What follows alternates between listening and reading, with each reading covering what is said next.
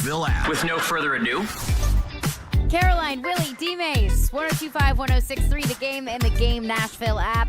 We're live from the Hiller Plumbing, Heating, Cooling, and Electrical Game Studios, and we are streaming live on Twitch, Twitter, YouTube, and Facebook Live every single day. Our video streaming is brought to you by Superbook. Download their app today and use promo code THEGAME. Fun day today out here at Streetcar Taps and Gardens, a gastro pub and beer garden in the heart of West Nashville, right on Charlotte Pike. They've got seasonal menus, curated beer, wine, and craft cocktails, and a fully restored turn-of-the-century commercial building that once housed West Nashville's very first grocery. Pretty cool. Locally owned and operated Streetcar appreciates the rich history of Sylvan Park, Charlotte Ave, and the Nations. So we're going to be out here all day. Our show is going to be here. Jared's show is going to be here. We're going to be here until 6 o'clock, and I have a feeling we're going to hang around a little bit after that as well. So come hang out with us at Streetcar Taps and Garden until 6 o'clock. You can win Preds tickets, Sounds tickets, Three Doors Down tickets. Guns N' Roses is coming to Nashville. You can win tickets to that. Depeche Mode, Thomas Rhett, and so much more. We're going to be doing ticket drawings every 30 minutes. So come out to Streetcar, come hang out with us, and you can have a chance to win tickets to some pretty great places. D-Mase, how we doing? Hey, I'm doing great. We're just giving stuff away. You get a car. You get a car. We're like Oprah you Winfrey get over here. Exactly. You get tickets. You're going to a Preds game. You're going to Depeche Mode. It's going to be a good day. I'm excited about it. Weather's not great. Yeah. Weather's not great. So come in. Come grab a beer. Exactly. Escape the rain. Come hang out with us. Absolutely. Absolutely. But other than the rain, it's still a great day. It's still a great day. It's a beautiful day, and it's great to be needed alive. To be watered today, and it keeps me from turning on my irrigation system. Well, that's Continue good. to rain. Save a It little rained bit at of least water. once a week because I don't want to turn it on because I don't want to pay the water bill. I don't blame you. A little bit of gift from Mother Nature exactly. here. Titans back out on the practice field today. Off yesterday, back today. Obviously, we are not at practice. Weren't able to be at practice, so kind of relying on some of our friends over there that are at practice. But we'll hear from Mike Vrabel in 30 minutes. He will be at the podium, kind of a breakdown of what he saw today and what they did on their day off yesterday. So we will carry Mike Vrabel live and in its entirety in 30 minutes. We'll also hear from a couple players as well. But before we hear from Mike Vrabel and before we get some full practice reports, I want to break down, honestly, D-Mase, the story, or at least one of the biggest stories of training camp that we've been talking about pretty much every single day since the draft in April. I want to talk about the backup quarterback position because it's been really fun that there's a backup quarterback battle that I think people actually care about. Like last year, I guess you could technically call it a backup quarterback battle. It really wasn't. Malik Willis and Logan Woodside. It was really like, what's the lesser of two evils? Exactly. Like, who's going to give us the best opportunity to win if, and then we learned when, Ryan Tannehill goes down. This year, it's fun. You've got Malik Willis, a guy who played last year when he really wasn't supposed to play, that looks better now than he did last year, which, thank you, Jesus. And Will Levis, guy you traded up to draft in the second round, a guy that I think we all think the Titans view as the quarterback of the future. So I'll ask the question that I asked Jared and Joe last night in Jared versus Joe. Who should the backup quarterback be? Whoever shows that they are capable of winning games, capable of coming in for a game, maybe two, hopefully nothing beyond that. But the guy that comes in and proves that he's worthy of it, a guy that shows the most consistency, a guy that shows that he's picked up on the offense, shows leadership in the huddle, command of the huddle. That's the guy who should have the backup or the second quarterback job. I think that's how it's going to be. I don't think they predetermined who's going to be, the second quarterback to Ryan Tannehill. Vrabel doesn't seem like that type of coach. He's going to allow these guys to play it out. Vrabel always talks about, developing competition within the building, because if you develop and harness competition, that makes your team better. Right. So this is one of those instances where it's true. Malik Willis knew what he was coming into. He knew he was behind the 8 ball because of what happened last year. And he knew he had to work his tail off in the offseason to show this organization that, last year was last year. that you're focused this year and you're ready to go. You're making the necessary adjustments, improvements to be a quarterback in this league. And so far, he's done that. Yeah. He's shown that. He's shown some consistency.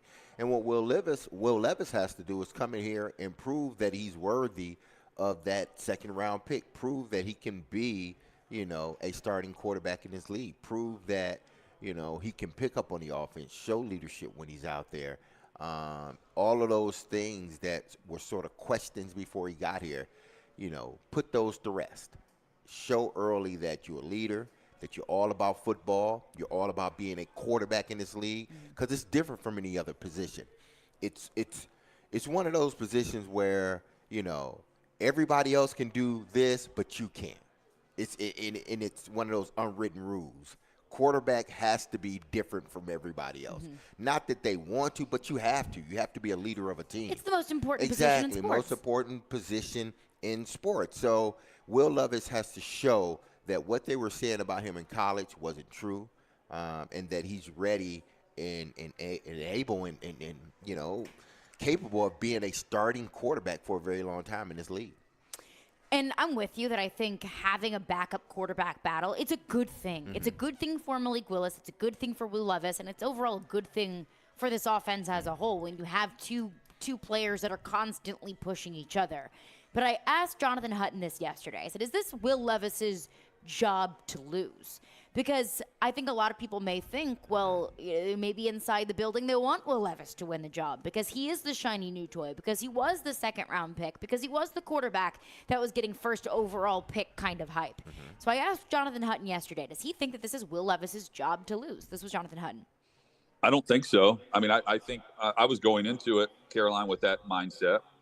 I think that the discussion of Malik Willis and his play and his overall improvements and his dedication to the offseason should be recognized. And I think it's more that to me is more about what Malik Willis has done this offseason to receive some praise from Mike Vrabel over the weekend or last week. I mean, Vrabel doesn't hand out individual praise all that often. And he made a point to bring up Willis and what he's done this offseason specifically to put him in a position to win the battle. I also think there's a great likelihood that three quarterbacks are on the main roster.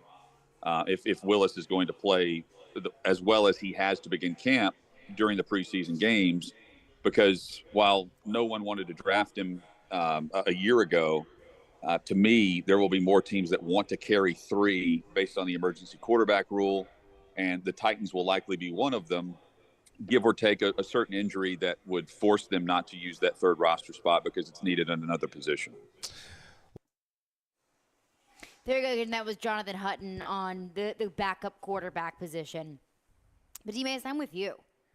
It needs to be whatever quarterback looks the best. It needs to be whichever quarterback that you look at the week before you take on the New Orleans Saints that looks like he's more ready, has a better grasp of this offense, the quarterback that looks like he has the best opportunity to give you the chance to win. Because both quarterbacks have been putting in the work in the offseason. You can tell with Malik Willis, just with the last time we saw him, what was it, probably the Texans game? Yeah. Versus when we saw him at OTAs, now that we're seeing him in training camp, you can tell that he put the work in. But it's about who looks the best and who gives you the opportunity to win right now. And I think Mike Vrabel is the kind of coach that he has preached over and over again. Just do whatever you have to do to win. We heard it from Traylon Burks when he was at the podium a couple days ago. He's like, if I don't touch the ball one single time and we win, I'm fine with that. If Derrick Henry needs to get the ball 150 times a game, I'm fine with that. Whatever we need to do to win. That's the Mike Vrabel kind of mentality that I think has been a trickle-down effect within the rest of the locker room. It's whatever you do, you can do to put yourself in the best position to win. Whatever is best for the football team. And prioritizing one backup quarterback over another isn't giving yourself the best opportunity to win. If Will Levis is the best quarterback at the end of all of this, then great. Then he's going to be your backup. But if he's not, then Malik will be your backup, and we can go from there. Yeah, I think what Vrabel is going to do is give each guy an opportunity, because I would be surprised if I saw Ryan Tannehill in a preseason game. I would truly be surprised. Yeah. Because it's at a point he doesn't I don't need to see them. You don't need. I mean, they're practicing against Minnesota. They're practicing against Tampa. So is it Tampa or New England? They're practicing against. Practicing against New England. New England. So New England. Minnesota, New England, preseason games. Yeah. Against the Bears. Ryan Tannehill is going to have enough time to get his work in with those two teams. Them going to Minnesota next week, and then New England subsequently coming here to practice for a few days. So Ryan's going to get his work.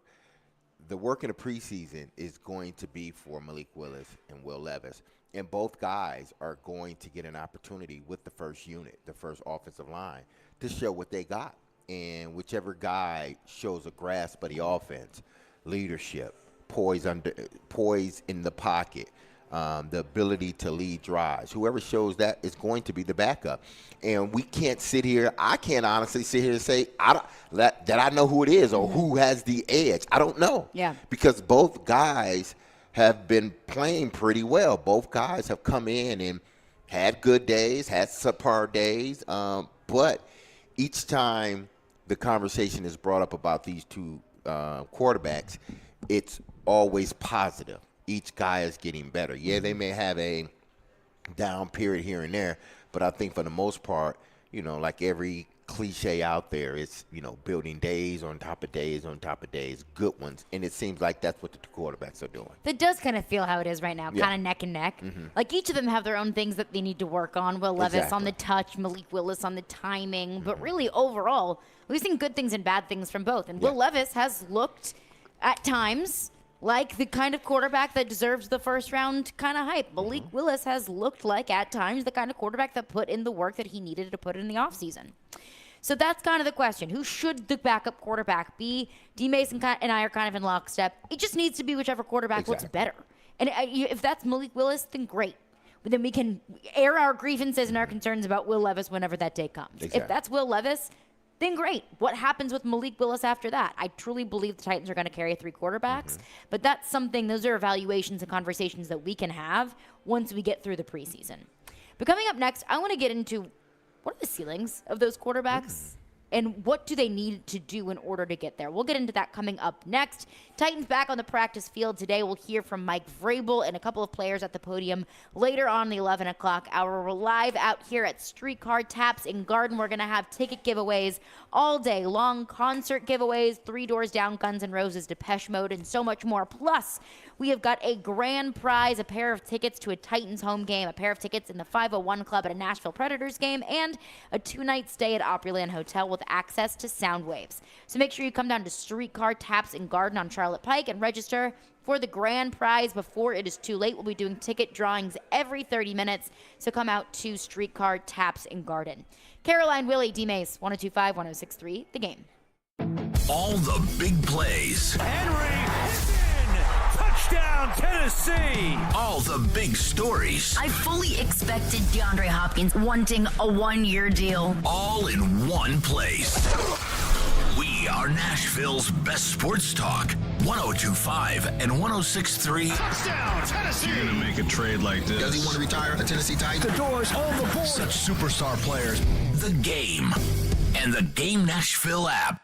This year, Boys and Girls Club of Middle Tennessee celebrates its 120th anniversary. Through time, BGCMT continues to evolve to enable all young people, especially those who need us most, to reach their full potential as productive, caring, and responsible leaders. Because of your continued support, BGCMT has remained strong and is committed to supporting our youth and solidifying our mission and culture in new exciting ways for 120 years. Visit bgcmt.org today.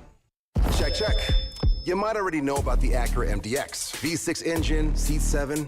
We have an announcement. We swapped that engine with a specially made 3-liter turbo V6, race-tuned the steering and suspension, and for the first time, added Type S performance to an SUV. So we're just gonna drop this right here. The Acura MDX and first ever MDX Type S. Acura, precision crafted performance. Experience the thrill at Gary Force Acura, proud sponsor of the Nashville Predators. TennesseeAcura.com. Hey y'all, it's Courtney with Parman Tractor and Equipment. Warmer months have you working overtime? Be sure to visit Parman Tractor and Equipment for all your New Holland tractor and bush hog needs. Swing by our store at 3570 Dickerson Pike in North Nashville or give our sales team a call. We're now offering 0% financing for 72 months on select New Holland tractors. Get the brands you trust from a local dealer like Parman, always ensuring totally outrageous customer service. Visit ParmanTractor.com for the best deals on equipment, New Holland tractor, bush hog, and more. To your left, our new exhibit, Monarchs of Springfield. And right here, we have our empty tour guide stand. The last time Bryn hired someone is ancient history. Sir, excuse me, that's not part of the exhibit. They need tour guides who know the museum ropes. Hey, kid, you like wearing khakis? I got a job for you. Indeed can help them hire great people fast. I need Indeed. Indeed you do. You can schedule and conduct virtual interviews all from your employer dashboard. Visit Indeed.com/credit and get $75 towards your first sponsored job. Terms and conditions apply. Want to weigh in on the conversation? It's a brain booster. Slide into our DMs. Or just text or call at 615-737-1025. Our phone line is driven by WilsonCountyHyundai.com. This is Caroline, Willy, and D-Mase on 102.5 and 106.3 The Game and the Game Nashville app. Caroline, Willy, D-Mase is brought to you by Zen Sports. Start earning cash rewards on your bets today. Gambling problem? Call 1-800-889-9789. Terms and conditions apply. Must be 21 or older and in Tennessee to bet. Live out here at Streetcar Taps in Garden on Charlotte Pike. We're going to have ticket giveaways all day long. We'll have ticket drawings every 30 minutes. So come hang out. They've got a bunch of beers on tap. They've got great food. So come hang out with us. We'll be here until 6 o'clock at Streetcar Taps in Garden. So the question that I posed to D-Mase to start the show, who should the backup quarterback be? And when you hear that question in your car, you're probably yelling, it should be Malik Willis. He's the one that's got a year under his belt. Or you might be thinking, it should be Will Levis. He was the one that was taken with the 33rd overall pick. He's the one that I think we all view as the quarterback of the future. And I get it. I know. I hear you. But the real question is, very simply, whichever quarterback is best. Whichever quarterback looks better. And I think that that's the way that Mike Vrabel has run and wants to run this team. You're the best player. You give us the best chance to win. You get the best opportunities.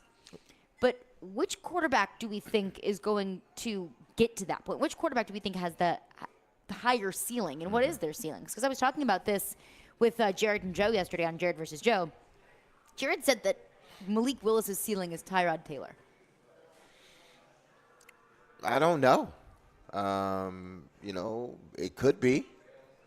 But it also could be, I don't know, name another quarterback out here that is a solid starter and can win games for you. His ceiling could be Ryan Tannehill.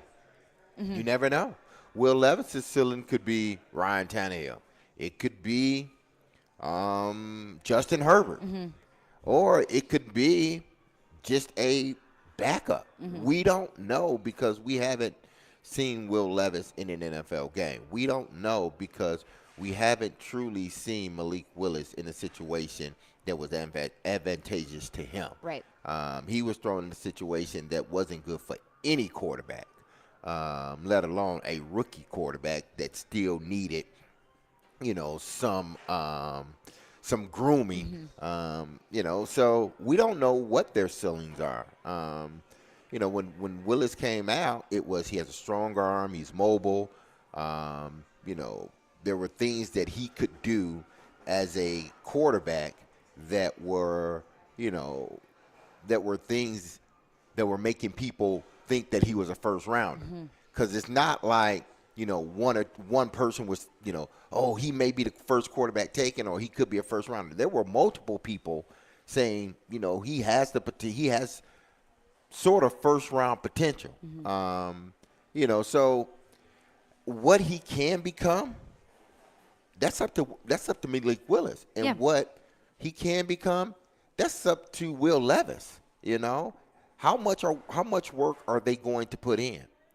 Not to say that these two individuals are the guy that I'm going to name, but when this guy drafted, nobody thought he was going to end up being the quarterback he was, Tom Brady. Nobody said, well, Tom Brady, look, this guy, his ceiling is he's going to be the greatest quarterback ever to play. Right. Nobody said Pick that. 199, exactly. all of a sudden, Nobody the greatest said quarterback that. of all time. They didn't know what he was. Uh-huh. You know, they saw him play at Michigan, and he was a good quarterback. But beyond that, nobody knew exactly what he was or what he could be. If they did, they would have drafted him in the first round and not in the last round. So we don't know what either one of these quarterbacks can be. But for the Titans' sake, I hope one of them turns out to be a franchise quarterback. You better hope. Yes. You better hope that you draft 2 quarterbacks in consecutive years, and if neither of them turn out to be your quarterback of the future in this AFC, you got a problem on your hands. And again, we're not going to get upset or nervous or anxious about something that hasn't happened yet, because that hasn't happened yet. But when you're looking at the two, you can project and hope, at least, that one of those turns into the Joe Burrow of Cincinnati, the Justin Herbert of the Chargers, the Trevor Lawrence of Jacksonville. But let's get some of your thoughts on this before we get to Mike Vrabel. Again, Ryan Tannehill, Amani Hooker, and Mike Vrabel will be at the podium, so we'll get to that as soon as they head up to the podium. We will carry that live and in its entirety. But let's get your thoughts on this. 615-737-1025 is our phone number. Our phone lines are driven by WilsonCountyHyundai.com. One texter texts in and says, isn't that a bad sign for Will Levis if Malik Willis wins the backup job? No, it's not. You don't think so? No, it's competition. It's not a bad thing for Will Levis. You got to remember, this is his first year. And if he doesn't win the backup job or the second quarterback job, that doesn't mean that his career is just over. No. That means he has to go back to the drawing table and continue to work, continue to just hammer down on what he needs to do to be a starting quarterback in this league, to be a franchise quarterback. Just because he may not be the backup this year doesn't mean he's not going to be the starter next year. You know, so if he doesn't win that, there's no need for panic. Actually, I think people should be rejoiceful, knowing that the way Malik Willis looked last year, the work he put in, the hours of teaching by Coach London and Kelly, the fans should be happy if they're seeing this much growth, because what is going to happen to Will Levis? Yeah. The same thing. Yeah. If he goes at it the way Malik Willis went at it this past summer, then we will see the fruits of that hard work from him, from Charles London, and Tim Kelly. I hope that Malik Willis shows enough improvement where we're still thinking on the last day who's going to be the backup quarterback. Because whoever doesn't ultimately end up being the backup quarterback, they're still going to be on this team, and I think they're still going to continue to work to be a starting quarterback, especially with Charles London as their teacher, their quarterback's coach, and then Tim Kelly as their offensive coordinator. Oh, absolutely. And I still think they're going to carry 3 quarterbacks. Yes. I mean, this conversation about the backup quarterback position is much different now than it would have been maybe before the NFL changed that 3rd quarterback rule. Yeah. Because then you're talking about, like, who's going to the practice squad. Yes. Then you're talking about, do you still carry 3 quarterbacks and, not carry that, additional inside linebacker or guy on special teams or whatever it might be. So now you're at least granted the buffer of being able to carry that 3rd quarterback on game day. It's a completely different conversation. Because if Malik Willis, because we can't say Will Levis, because he's on this roster no matter what. Yeah. Unless he just bombs out and they're like, even if it's bombs out, he's still on this roster. Right. I just think that this is an opportunity. If Will Levis doesn't show that he can be the backup, it's still a great opportunity for him to just sit back, just like Malik Willis did last year. Just sit back, watch, learn. Don't be you don't have to be anxious or impatient or I got to learn all this stuff because they're going to name me the starter. No, just sit back, learn the game, and then once you get an opportunity to play, you show them that, sitting down and watching was beneficial for you. I would honestly, if Malik Willis, I did it again.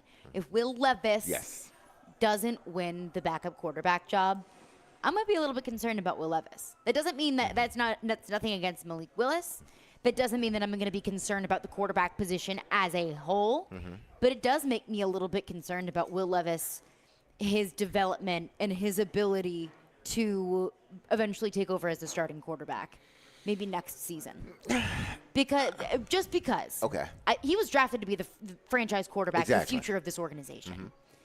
If you can't win the backup job now, yes, you can still, you can be that third quarterback and you're still going to work throughout the entire season. You're going to work to get better.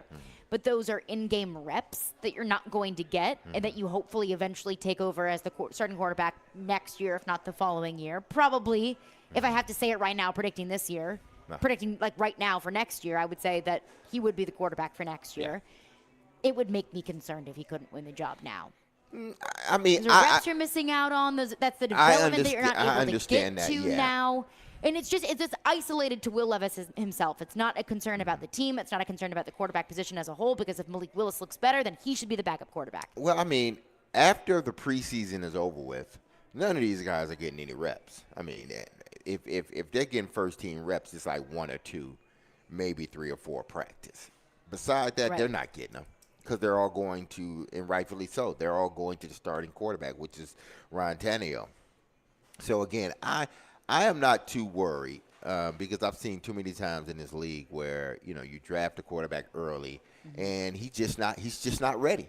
And there's no need to panic. And that's okay. It's just that he's not ready to run a NFL franchise just yet. Even though we drafted him high, I get all of that. And the potential is there. He's just not ready yet, and we don't want to rush him. We don't even want to rush him to be the second, because if it's close, they could just say, you know what, we're throwing Will Levis in. We're going to make him the backup. But I don't think the Titans they don't want to rush that. If he doesn't win that second quarterback job, I think they're okay with allowing him to sit back, because they don't want either one of these guys to play. I would rather both of them sit on the bench and read the clipboard. Ideally, nobody's exactly, playing. Just absolutely. Ryan Tannehill ideally would be healthy, and absolutely. you don't need your backup quarterback. I mean, if he doesn't win it, I can understand, yourself or fans being a little bit worried, because they're like, man, they drafted him second round. Right. He's supposed to be the heir apparent next year. Don't worry about it. Allow the young man to grow, and it may be beneficial for him to sort of sit back. And again, he doesn't feel the pressure of, oh my goodness, Ryan may go down one day and I gotta be ready to go in. No, I'm the third guy. Malik Willis is going in, so I can just absorb everything that's coming at me and learn. 615-737-1025 is our phone number. We'll continue to get into your thoughts on that. But coming up next, we'll hear from Ryan Tannehill, Amani Hooker, and Mike Vrabel at the podium on their thoughts, what happened at practice today, what we've seen from training camp so far. We'll get into that coming up next. Caroline, Willy, D-Mase. Hey, tune into 102.5 and 106.3 The Game for driver interviews leading up to the Big Machine Music City Grand Prix presented by Lincoln Tech's NADC and the Nashville Sheriff. The Big Machine Music City Grand Prix will be 3 days of racing, 3 days of music, one huge weekend event. So go to MusicCityGP.com for tickets and get ready to experience Nashville's premier speed and sound event tomorrow through Sunday. 102.5, 106.3 The Game. It's a long summer. But don't worry. Hockey will be back soon. You'll hear every slap shot, save, hit, and of course, knocked down in front, rebound, and the score! On your home for Smashville, 102.5 and 106.3 The Game and the Game Nashville app. Is it October yet? Nashville is growing, but we remember our roots here. The fairgrounds, my family and I have so many memories there. It is full of history, it is full of culture, and it is full of Nashville. There are some folks who want to tear down our historic fairground speedway. When you do that, you lose part of your story. Don't tear it down, make it better. I'm not necessarily a racing fan, but it's a part of the fabric of the neighborhood. When you lose something, guess what? It doesn't come back. Don't take away my history. Let's make sure we don't lose another piece of what makes our city so special. Summer's winding down, and now's a perfect time to dial up your back-to-school plans. Lincoln Tech's NADC offers hands-on training programs in fields like auto and diesel technology, heavy equipment maintenance, and welding that last about a year. Enroll now for August classes at their Nashville campus, and by next summer, you could be starting a rewarding new career. To help finance your future, Lincoln is awarding nearly $20 million in scholarships and grants to students of all ages. Visit lincolntech.edu today for info and to schedule a campus tour. Hey, are you seeking relief? Maybe you just want to enhance your day or night. Did you know there are legal THC products available right here in Tennessee? Yeah, really. You can have legal THC products shipped directly to the comfort of your home. Yes, comfort in cannabis is only a website away. Visit greentreescompany.com. That's Green Trees with a Z, and change your life today. Get in on the conversation at 615-737-1025. The game text line is driven by Wilson County Hyundai. Online at wilsoncountyhyundai.com. UFC is headed to the Music City and come party downtown with starfighter Dustin Jacoby and Superbook Sports Saturday night. The fun starts at 3 p.m. with a pregame party at the Landshark Bar and Grill at Margaritaville off South Broadway. Stay for the fights and then a special VIP post-match party with Dustin Jacoby, hosted by Superbook. Superbook is where you should make your Nashville UFC bet. So download the Superbook Tennessee app, follow Superbook Sports on social media, and come to the Landshark Bar at Margaritaville on Saturday night. Visit superbook.com for terms and conditions. Gambling problem? Call 1-800-GAMBLER. In any work environment, culture is the most important thing. And what makes up the culture? The people. Hey, this is General Manager Sean Ford with Cromwell Media. This month, we want to highlight 2 individuals on our team celebrating their anniversary. First, Max Hers is celebrating over 5 years with us on 102.5 The Game. And our president and owner, Bud Walters, is celebrating his 51st year with Cromwell Media. Thanks to you for the community you've built here. If you're looking for a new career, reach out to us at together@cromwellmedia.com. Love what you do, love where you work. 94.9 The Fan is your home for Hit City. Tonight, your Nashville Sounds continue their 6-game series at First Horizon Park against Durham. Swing and a miss, strike 3. Sounds win. Pre-game at 6:20. On your home of Nashville Sounds baseball, 94.9 The Fan and The Fan app. Hey, Nashville, it's Mike Greenberg, and you're listening to Nashville's best sports talk, ESPN 102.5 The Game. Caroline, Willy, D-Mase. The Game Summer Ticket Tour is live at Streetcar Taps and Garden, located at 4916 Charlotte Pike. Now until 6 p.m. We just had our first drawing, so congratulations to our winner. But we'll be doing drawings every 30 minutes, so you can come eat, drink, hang, and leave with a pair of free sounds, Preds, Big Machine Music City Grand Prix, or concert tickets. Plus, if you come out here, again, we are at Streetcar Taps and Garden. If you come out here, you can get signed up for the grand prize, Titans tickets, Preds tickets, and the Eurostone Club, and a 2-night stay at Opryland Hotel with access to sound waves. Black Tie Moving delivers the Game Summer Ticket Tour. For more details, visit thegamenashville.com/tour. Waiting, we'll hear from Ryan Tannehill, Amani Hooker, and Mike Vrabel at the podium. I'm excited that we're hearing from Ryan Tannehill because sometimes we'll go a couple weeks without hearing from Tannehill.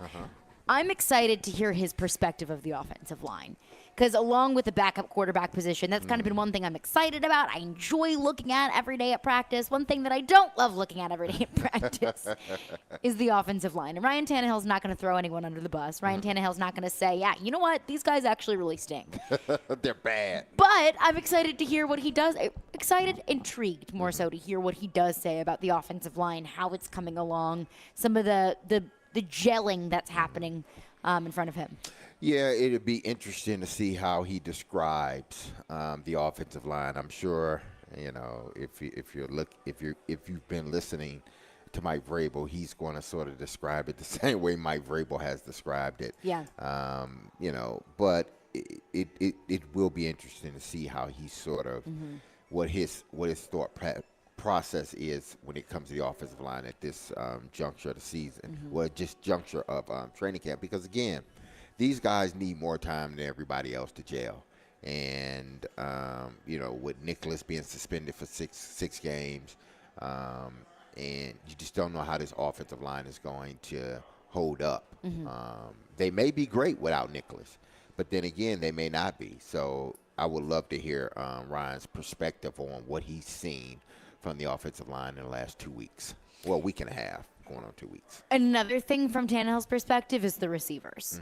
Because, he was with Treylon Burks in his rookie season. How has Treylon Burks made that development from year 1 to year 2? Because we've seen it, or at least I've seen it on the practice field. I can see in how big he is. I can hear it in his voice when we heard him at the podium, when we talked to him at the end of last week, just hearing a different sense of confidence. And then also the addition of DeAndre Hopkins, just how the passing game has evolved, how Ryan Tannehill feels about those two guys now versus maybe this time last year. Yeah, I'm sure he has nothing but glowing things to say about Traylon Burks because I have nothing but glowing things to say about Traylon Burks. You know, the things that are happening with Traylon Burks, they're noticeable to everybody. Right. You have to be, living up underneath a rock if you're a Titans fan to not see the difference between last year's Traylon Burks and this year's Traylon Burks. So I want to, it's going to be, I want to see how Ryan again looks at, Traylon Burks and how he's seen the improvement, not just a physical improvement, because we all see that, right. And not just his ability to go out there. What do you see from a mental standpoint? Is he much different than what he was last season? And Ryan will be able to tell us that. And then also, the addition of D-Hop, how has that, changed the offense?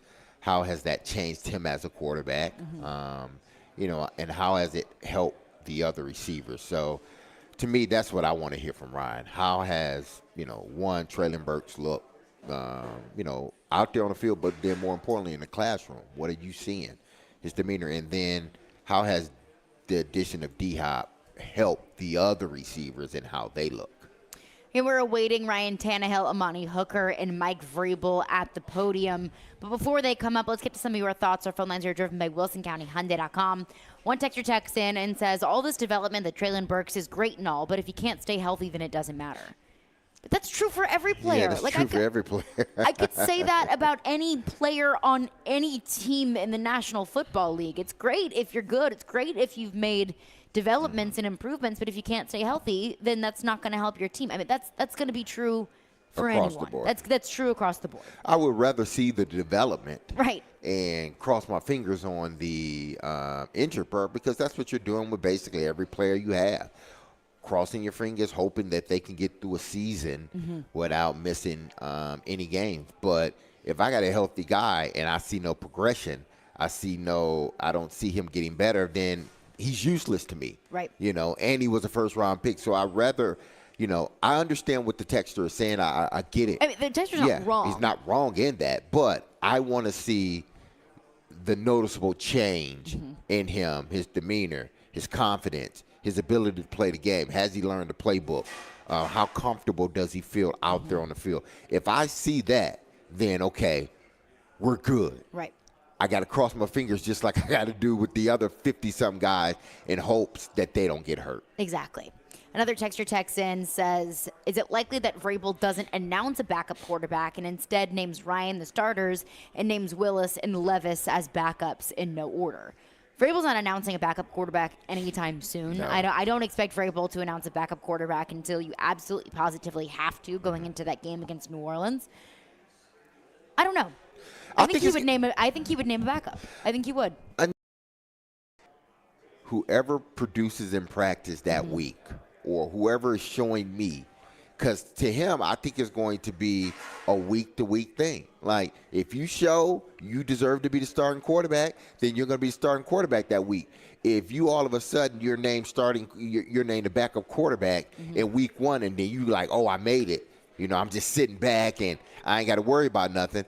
That's not how Mike Vrabel operates. He wants competition. So to me, he's not going to sit there and say, well, you're the backup, for the whole remainder of the season. What does that do to the guy behind him? What does that do for the guy that's actually the backup? Is he going to continue to push himself to be a starter? I want competition. So my starter is Ryan Tannehill, and y'all will show me throughout the season if something happens to Ryan, who's going to be the backup. I'm not naming a backup right now. Both of y'all made the team. Both of y'all will be dressed. And if whoever shows me that they deserve to be the backup that particular game, or if Ryan misses a game or two, then that's who I'm going to start. But I'm just not going to sit here and name you the backup and then let it be.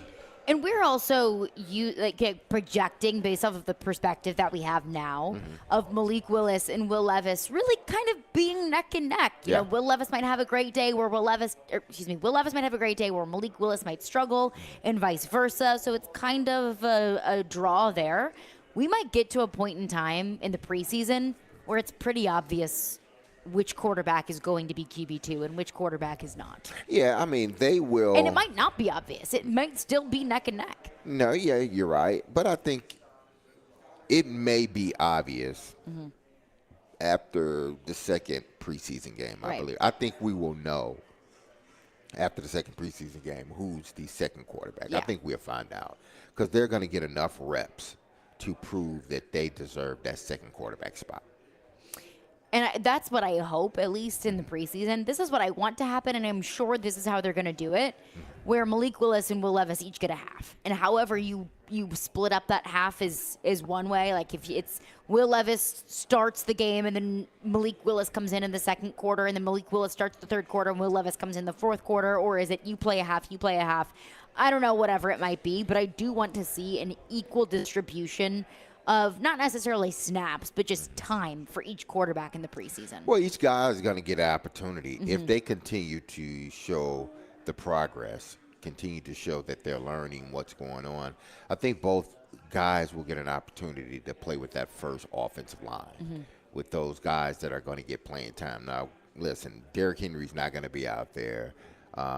D-Hop may not be out there. He may be out there for a few plays here and there, but I don't expect much. So you're going to be, running an offense with the first line offensive line with Traylon Burks, Chris Moore, and Nick Westbrook-Akine. So you're going to have some good pass catchers for Kyle Phillips. So you're going to have some good pass catchers.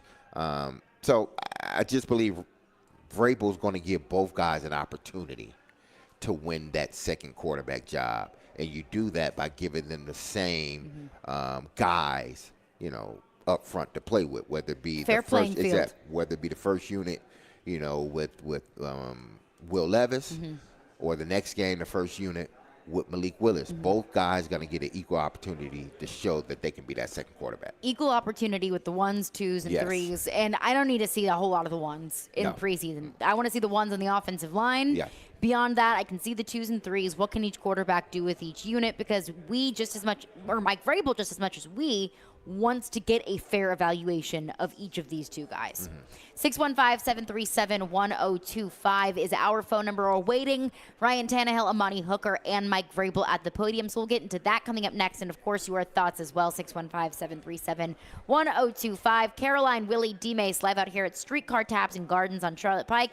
1025, 1063 The Game. It's going down. It's going down. It's going down. They fight. Jared, you're Well, how do you know, Joe? How do you know? And fight. And because of that, But how do you know that, though? But how do you know that? But that's okay. It's Jared and Joe. Every Wednesday at 5 p.m., Jared Stillman and Joe Rexroad debate the big topics in sports. Jared versus Joe. Presented by Pella Windows and Doors and Parman Tractor and Equipment on Stillman and Company. Wednesdays at 5 on 102.5 and 106.3 The Game. In St. Pete, Clearwater, Florida, every day is a beach day. With 35 miles of sugar white sands and emerald green Gulf waters, it's no wonder why. Let's unwind under the sun on Clearwater Beach, ranked #1 beach in the South by USA Today readers. And then liven up the night at the Sound, a new outdoor waterfront concert venue featuring performances this summer by Peter Frampton, the Goo Goo Dolls, and more. Let's shine. Plan your getaway at visitstpeteclearwater.com. Are you drowning in credit card debt? Want to get cash out of your home's equity? Loan Pronto can do it now in less than a week. Hey, Willie Donick here. That's right. Loan Pronto's Equity Express line of credit just got even faster. You can get $50,000, $100,000, even $200,000 in as little as 5 days. You don't even have to touch your primary mortgage. You can keep that 3% rate intact. Get just the money you need and pay off all those credit cards or get that home improvement project started. With this revolutionary program, you can access up to 90% of your home's value, and in most cases, there's no appraisal. Stop paying insane interest rates to the credit card companies and get tens or even hundreds of thousands of dollars in cash in as little as 5 days. Call Loan Pronto now for the even faster Equity Express line. 615-499-5780. That's 615-499-5780 or go to loanpronto.com. 615-499-5780. Equal housing lender, NMLS 1661781, subject to lender approval. Today's world is filled with many things that can push any of us to our limit. An upcoming move should not add to that list. When you choose Black Tie Moving, you are going to get a highly awarded Inc. 500 company. From the free estimate by a local professional moving consultant to the red carpet treatment you receive on the day of your move, their trained and dedicated team is there to ensure that they take the stress out of the process. Call 844-920-2966. Then sit back and enjoy the best move of your life. Men, at the Tennessee Men's Clinic, our urologists and providers have been helping guys with erectile dysfunction and other sexual health issues for years. And unlike some, at the Tennessee Men's Clinic, we take a comprehensive approach to your sexual health. Our sole focus is to treat ED and related conditions. ED can be affected by a bunch of things, from hormones, prostate issues, medical conditions, and even simply aging. The fact is, most guys experience it at some point in life. If you're suffering with ED, it's extremely important to see a provider that understands how your medical conditions, hormone levels, and other factors can impact your ability to have sex. That's why you should come to the Tennessee Men's Clinic, where we have treatments that are effective in nearly 90% of cases. I can't tell you how many guys we've seen that thought their situation was hopeless, only to be wildly surprised. So give us a call today. We'll do some blood work with a T-check and a medical consult to give you the best shot at success. Call 615-208-9090 or go to TennesseeMen'sClinic.com. We have 2 offices, Midtown and Franklin. Visit our website to learn more, including side effects. Treatments extra, results vary. The sports talk doesn't end on Friday. Join Junie Riddle, the guy that can come in and give us some good goal-scoring production. And Nick Keiser, another guy that I thought was interesting that got a 1-year deal. Each Saturday morning at 9, it's Riddle and the Reporter on 102.5 and 106.3 The Game and the Game Nashville app. Having some fun in the midday. Okay, that's really fun. This is Caroline, Willy, and D-Mase. It's a good source of energy because it's live. On 102.5 and 106.3 The Game and the Game Nashville app. So you've got 2 young quarterbacks that you want to get as many reps as possible, but you also have a new offense with a lot of new pieces in terms of starters. So, balancing in practice, getting as many reps to those guys to prepare for this season and not focus on the future. Yeah, none of us are focused on the future outside of today and what we're going to do. So we've tried to just balance the reps out, and the guys that right now that are working with the ones probably have more reps, and then I would say that the next 2 groups are probably somewhat balanced. Tried to do that today. Tried to plan out what I thought the reps were going to be, Kayla, and they maybe were a little more or less. You have to have a plan, and then if it doesn't work, be willing to adjust it. So we tried to, when we say develop them, I mean, we're talking about develop them for this year and how they can help us this year, not the future. Focused on the future outside of today. It's just a classic Mike Vrabel little tidbit. Just like, we're focused on week 1. We're not focused on week 2. Okay, Mike. All right. I mean, it's crazy how, we were brought up and raised to think, listen, we got to prepare for your future. You got to prepare for your future. You got to think this thing out. And then Mike Vrabel tells you, we're not thinking about the future. Okay, Mike. All right. Well, Ryan Tannehill is up at the podium now at St. Thomas Sports Park, so we'll send it to Ryan Tannehill. The chicken or the egg, I think it works together. The more multiple you can be, the more you can play off of each other. It's going to complement both sides. What's Chris Moore bringing to the receiver group in your eyes? He's a veteran guy. He's done a great job for us so far. Coming in the spring, been in a similar system before, so I've been able to get accustomed to that pretty quickly. He understands what we're trying to accomplish and how we're trying to accomplish it. He brings some speed, some athleticism, some juice to the outside, which is definitely good to have. Briggs points out that he never gets tired. Do you notice something like that? Oh, definitely. Some guys you notice, after a couple long routes that, all right, they might not have the same juice, but Chris, he's the Energizer Bunny. He just keeps going all day. The defense was able to rake a few more balls maybe than you would like out in the sessions today. What do you say to your guys after seeing the film of those situations? Yeah, we just got to go out and compete. Obviously, as a team, you like to see defense playing well and having tight coverage, but as an offense, we want to be able to put those balls in good spots and then have strong hands and be able to come down with those. So step back and look at it as a team, it's a good thing. But as an offense, as a competitor, hey, we got to go out, we got to compete. There's going to be plays each game that are like that, where it's tight coverage and we're trying to fit the ball in there, and defender may have a hand in there, and the more plays that we can make and come down with, then the more successful we're going to be. How have you seen the O-line develop already just a weekend, and where do you think those guys are with so many new faces? Yeah, they're working just like everyone else. You see guys stepping in, kind of battling it out up front, and I've seen some really good things. We've done some really good things in the run game. Pass protection has been improved, I think, and so those are all good things. We just have to keep growing those guys together as a unit, keep gelling, because it plays off of each other so much. It's not 5 guys, on individual islands. Those guys have to be able to play together, just like receivers and quarterback. They have to be able to work with the guys to the left, to the right of them, in the run game and in the pass game.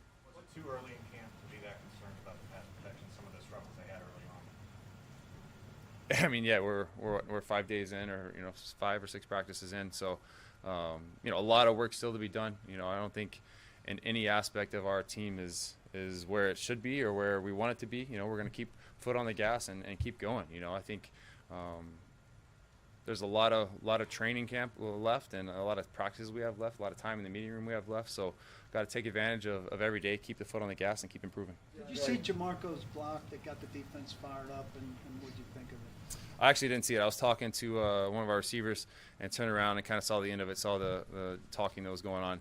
So I can't give my opinion on that. What's the daily communication like with you and DeAndre? He wasn't here obviously during the off season. What's it like during practice, post-practice, pre-practice? How much are you guys kind of catching up on things? Yeah, we're talking a lot. We had learning reps today out there. There's a couple reps where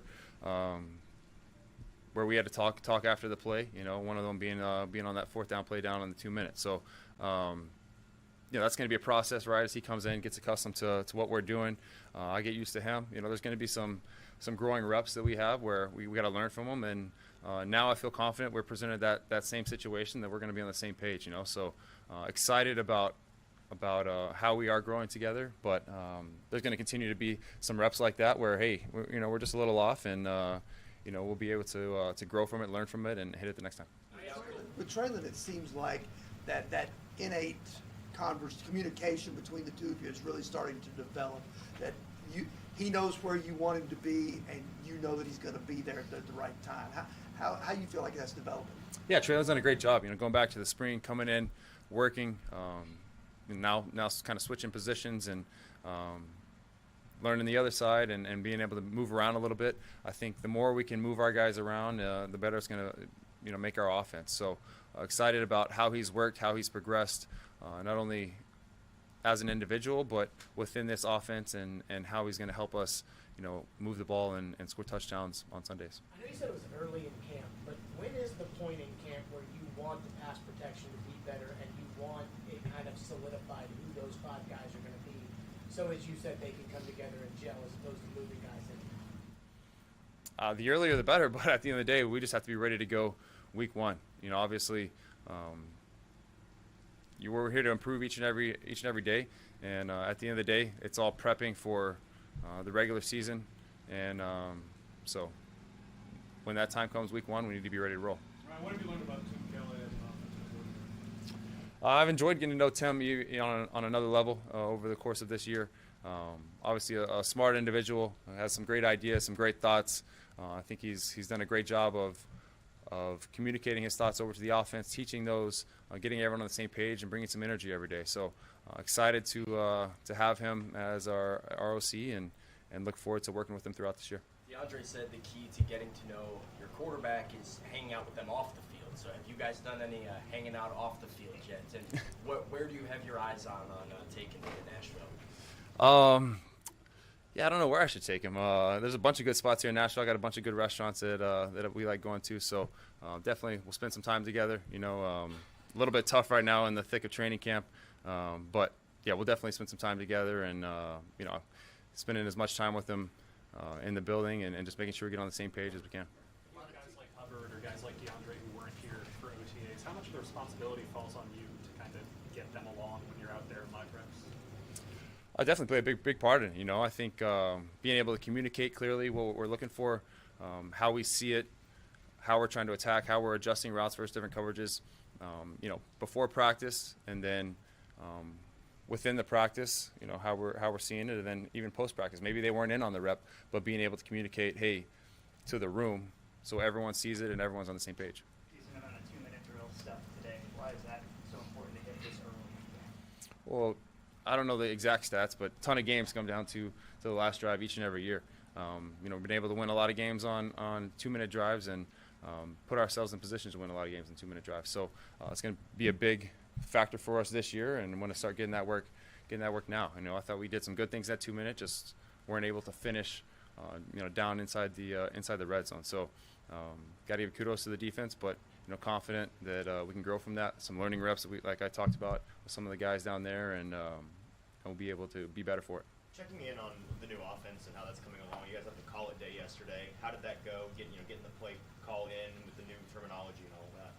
Oh, it was good. It was good. We were able to get a little bit of play clock work.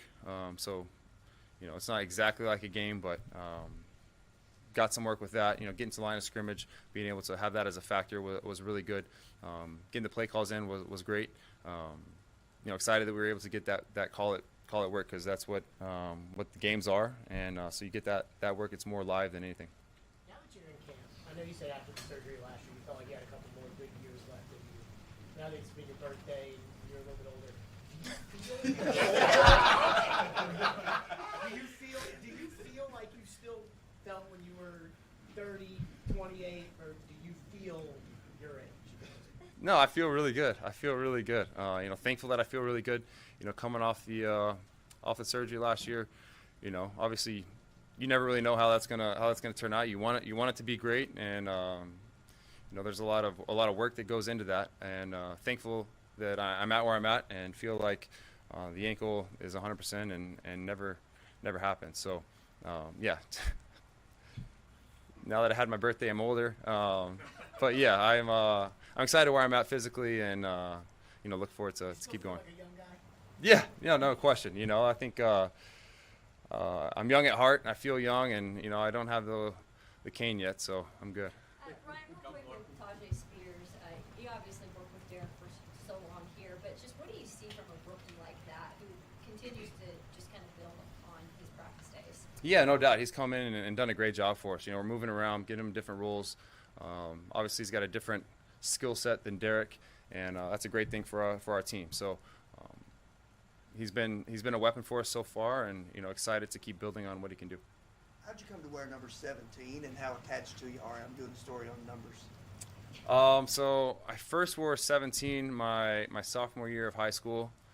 I don't exactly know why I chose 17, but chose 17, and I've loved it ever since. So I wish I had a better story for you on why I chose 17. My dad wore 10, and so I wanted to be number 10.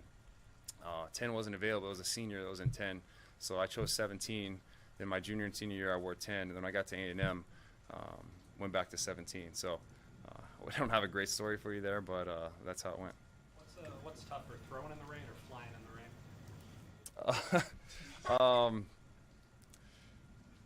rain?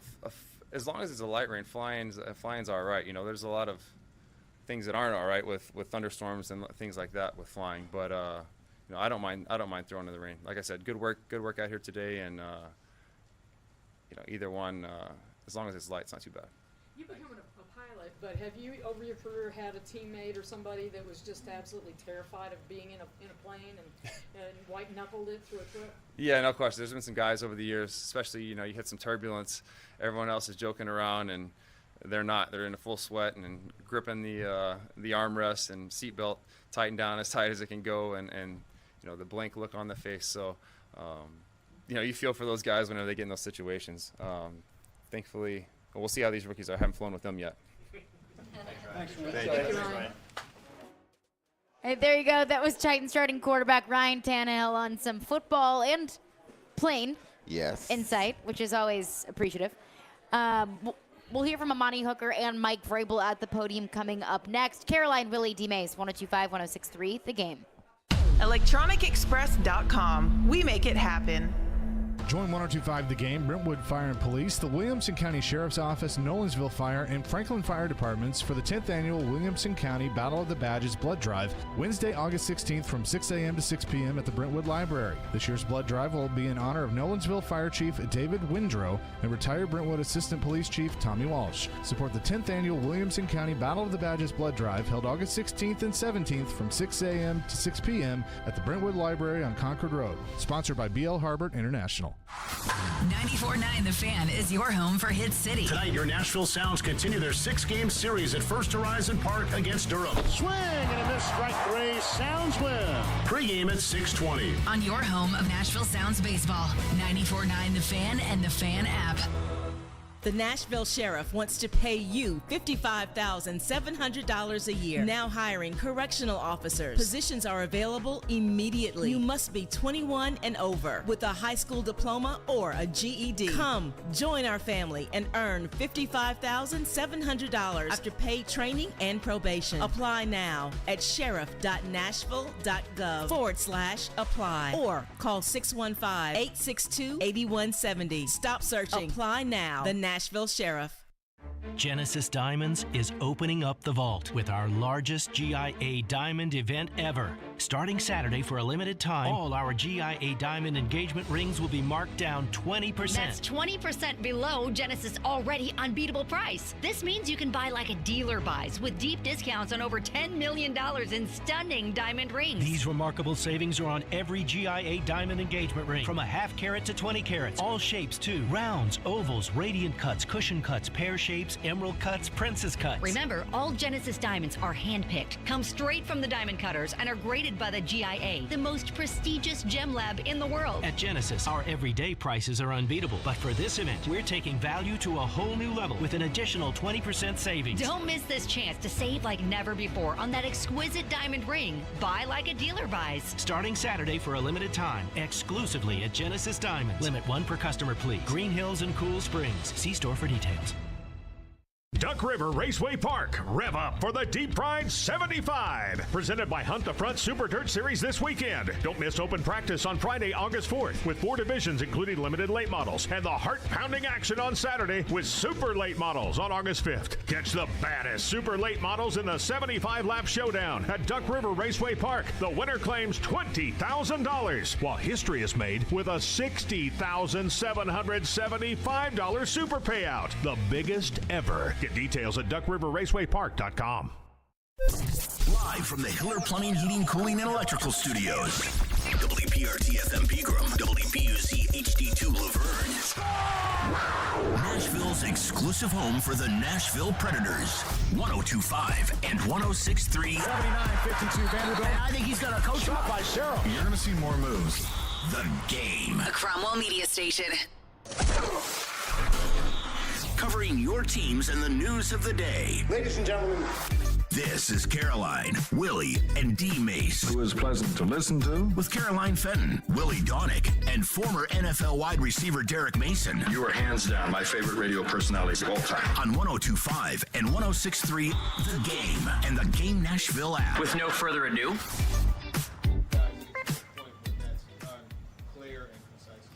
We'll have a test when we come to game day and the crowd's going loud and we can't physically hear each other when we just kind of have that communication where we might not be able to hear the call, but you have to understand that this is the game plan and that's what we're doing. Amani, Shane mentioned how Harold is on the defense. He's one of the guys setting the standard for effort and intensity.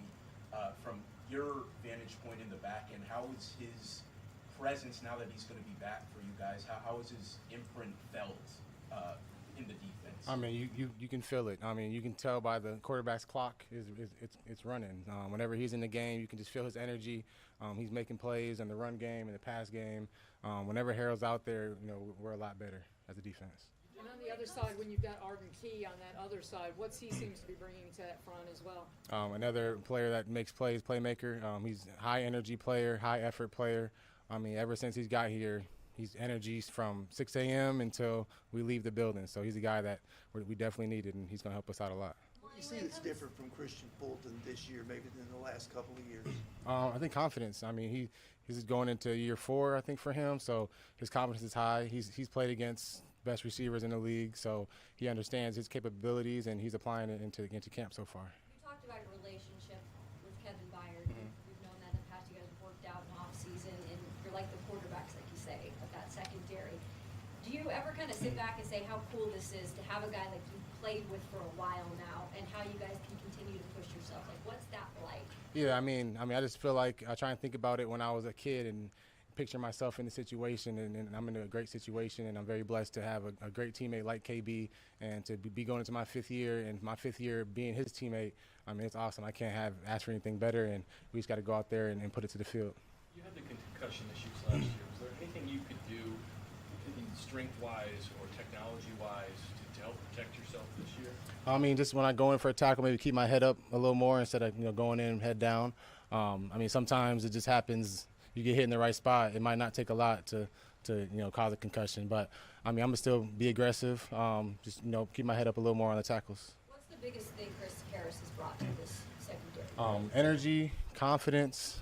Guys are believing in themselves. Even if it's a bad day, it's still going to be a good day because we can learn from those mistakes. If someone makes a mistake, everyone in the room should learn from the correction that Coach Harris is making to that one player, so it's not a repeated mistake after over and over again. What's the biggest difference for you in year 5 of training camp as opposed to what you were like in year 1 or 2? What's easier and or harder, or when you try to accomplish more? I feel like I've seen a lot of things. I understand when offenses come out in certain formations, I'm able to break it down to 1 or 2 things they can do. Maybe when I was a rookie, I was like, they can probably do anything. You know what I mean? My eyes are wide. I'm just trying to be in the right position. But now I'm trying to not just be in the right position for myself, but help others out as well. Money, that experience helped, fantasy football, social media makes it so easy for fans to weigh in if a player has a good game or a bad play. How do you handle it when you get that kind of intense focus sometimes when they're coming after you?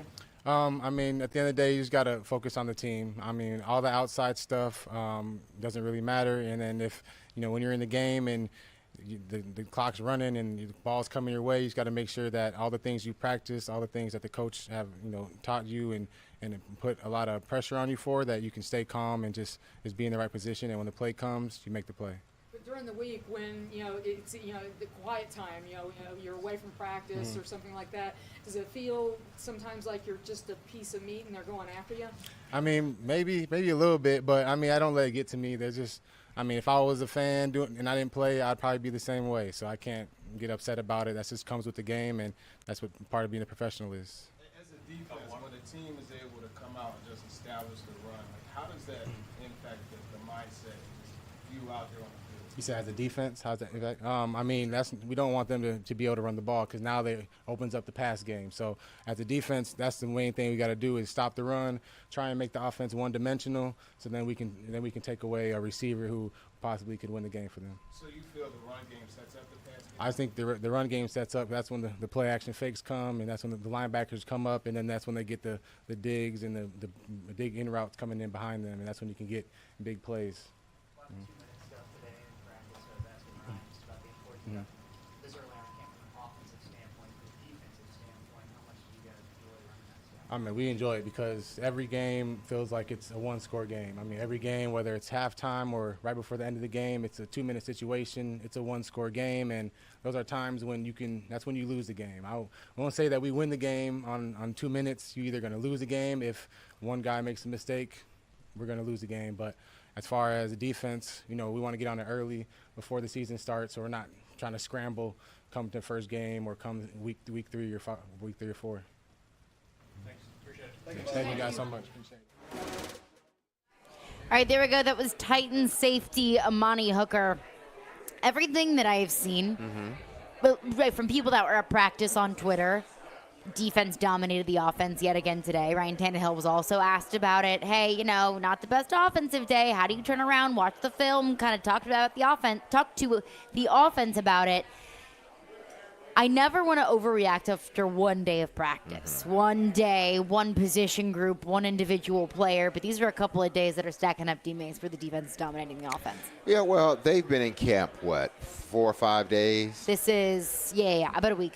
So they've had a handful of practices, and they only have had, 3 practices in pads. Right. I think today might have been pads. Correct me if I'm wrong.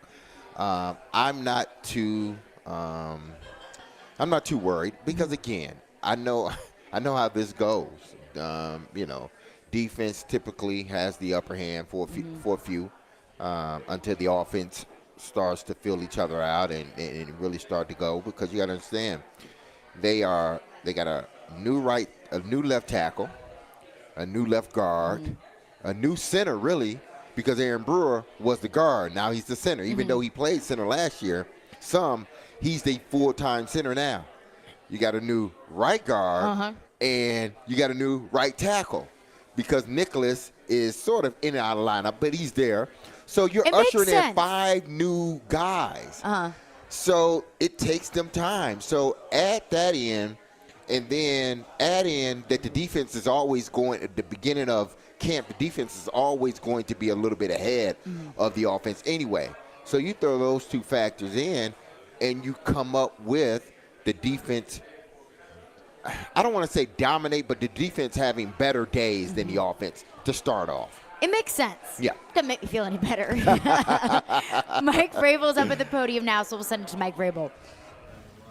How do you see that impacting the opposing? Well, it takes its toll. I think that there's an ability to win the fourth quarter, and the cumulative effect, and 3 or 4 yard gains, and you get guys running, chasing the ball, and again it wears them down. There's not usually teams have 5 or 6 defensive linemen. Maybe that does, and sometimes it's taken its toll on teams, and sometimes it hasn't if we're not effective enough. But and then the ability to mix plays and play actions off of it. What's a quick takeaway maybe of what you saw 2 minute today, especially maybe on the defensive side? It looked like they walked the ball down there with the first group and then kind of stalled when you need a touchdown. Those are tough, and I called a sack, and that's the decision I made, and then weren't able to put it in the end zone, and then just looking for early on operation speed and making sure guys are where they're supposed to be, running routes, getting the communication from the quarterback. So that'll really ramp up, and we'll continue to do that, I would say, most every day that we come out and practice. So like I tell these guys, it's like golfing. Every putt's going to make somebody happy. Make it, somebody's going to be happy. Miss it, the other guy's happy. It's like defense one time, offense another. I don't know what to tell you. Was DeMarco's block on Gibbons fair game? I don't know what that means. What's fair game? I don't use those type of terms. No, I don't. We don't want to practice like that, and it'd be a penalty in the game. That's two times that he's disappeared from practice early. Is he hurting his chances? Well, I think you have to just know how to practice. We talk all the time about being competitive and going to that line, and certainly not going to do anything that hurts the team. We don't want to see that. How tough is that, Mike? Because a lot of what you talk about is preaching. You want your players to be violent, but how tough is that to teach that and walk that fine line like you talk about? You probably have to ask the players. I'm not the ones out there doing it. Mike, we just had money out here. What's the luxury for you to have veteran safeties like him, Kevin, back there? There is a comfort, They make all the checks, and we've taken those guys out of there at times just to say, let these other guys figure it out. And there are going to be games where maybe those guys aren't in there and forcing other guys to make communication. But there is a comfort level with those guys back there, the way they communicate and their ability to do different things and execute all the different techniques. Mike, how much do you trust Malik more this year operationally to make the right reads compared to how he was last year as a rookie? Well, I don't think it does us any good to go back and say where Malik was or how far he's come. I think that he's competing. I think he's much more comfortable. I see a much more confident player, and therefore it's easier to coach him. I think that's been the thing here. It's just been easier to coach him because he does have just a greater knowledge, understanding, a comfort level, and there's mistakes like every other player, but it's been easy, I think, to coach him because he kind of knows maybe before, you bring something up, or, even ball security when he's scrambling and he's trying to leave the pocket and making sure that there's two hands on the football or whatever it may be. So not really focused on where he was, focused on where he's at now and making corrections and continuing to improve. And, threw one in there, stood in there today. I mean, got the center and the nose guard and the running back standing on his lap, and he, flicks it in there to Racy and, a tight window, and had to put some steam on it to Josh, who made a great catch. So there's going to be a lot of things that are positive, and there'll be some things that Tim and Charles will get cleaned up.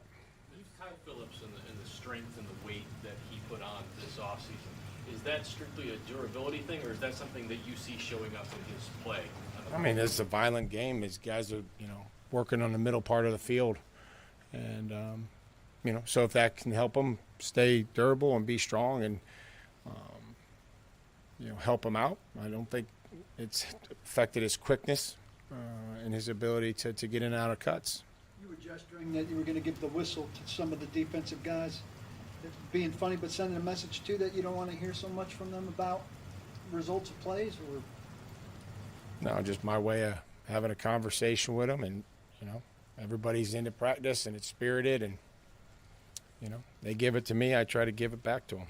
Amani was saying that today was a good mental test for the rest of the players, starting outside and then going inside. He likened it to a sudden change.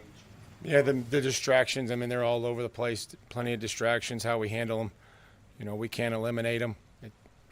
We've proven that year in, year out, week in, week out. There's going to be something that says how we handle them and how we can focus on where we're going next and what's needed to be done next. And so maybe that's difficult for younger players, and talking about having your knees bent and your head on a swivel. So things come up and we adjust to them. Sorry. Knowing the guy the disease is off the field, very mild-mannered, reserved kind of guy, do you ever get surprised when you see the passion and fire that he practices and plays with? Probably not. I mean, I think that's cool to see that, again, he's always kind of had that, and that's, what he thinks his edge is, and it's certainly served him well up until now. And, being undrafted, and he go back and tell those stories of, coming in there and having a chip on his shoulder and always trying to have something to prove. So I appreciate it. You talked about Chris Moore never getting tired. Is that pretty rare in your experience for a receiver to be able to run and never get winded? It's a good skill to have. I mean, but also he's not just he still can run. I look when we send him deep or through the middle part of the field, he can run, and he knows all the positions at wide receiver, and also, working hard at special teams. So rare, I don't know. They're professional athletes. When you're a receiver, hopefully you can run fast for extended periods of time.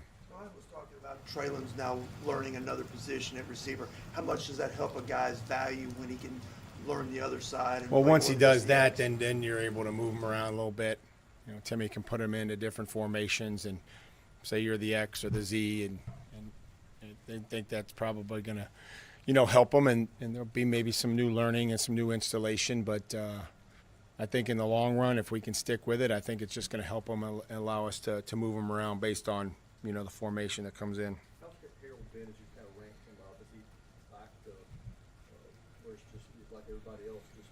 Yeah, I think he's, again, he goes in and he, to this point in time, I think has responded well to the work that we've had, and hasn't had any setbacks, and conditioning looks good, and continuing to add reps and plays to his practice each day. Say something that he hasn't needed a day off. Well, they get one every 2 days. Everybody gets one.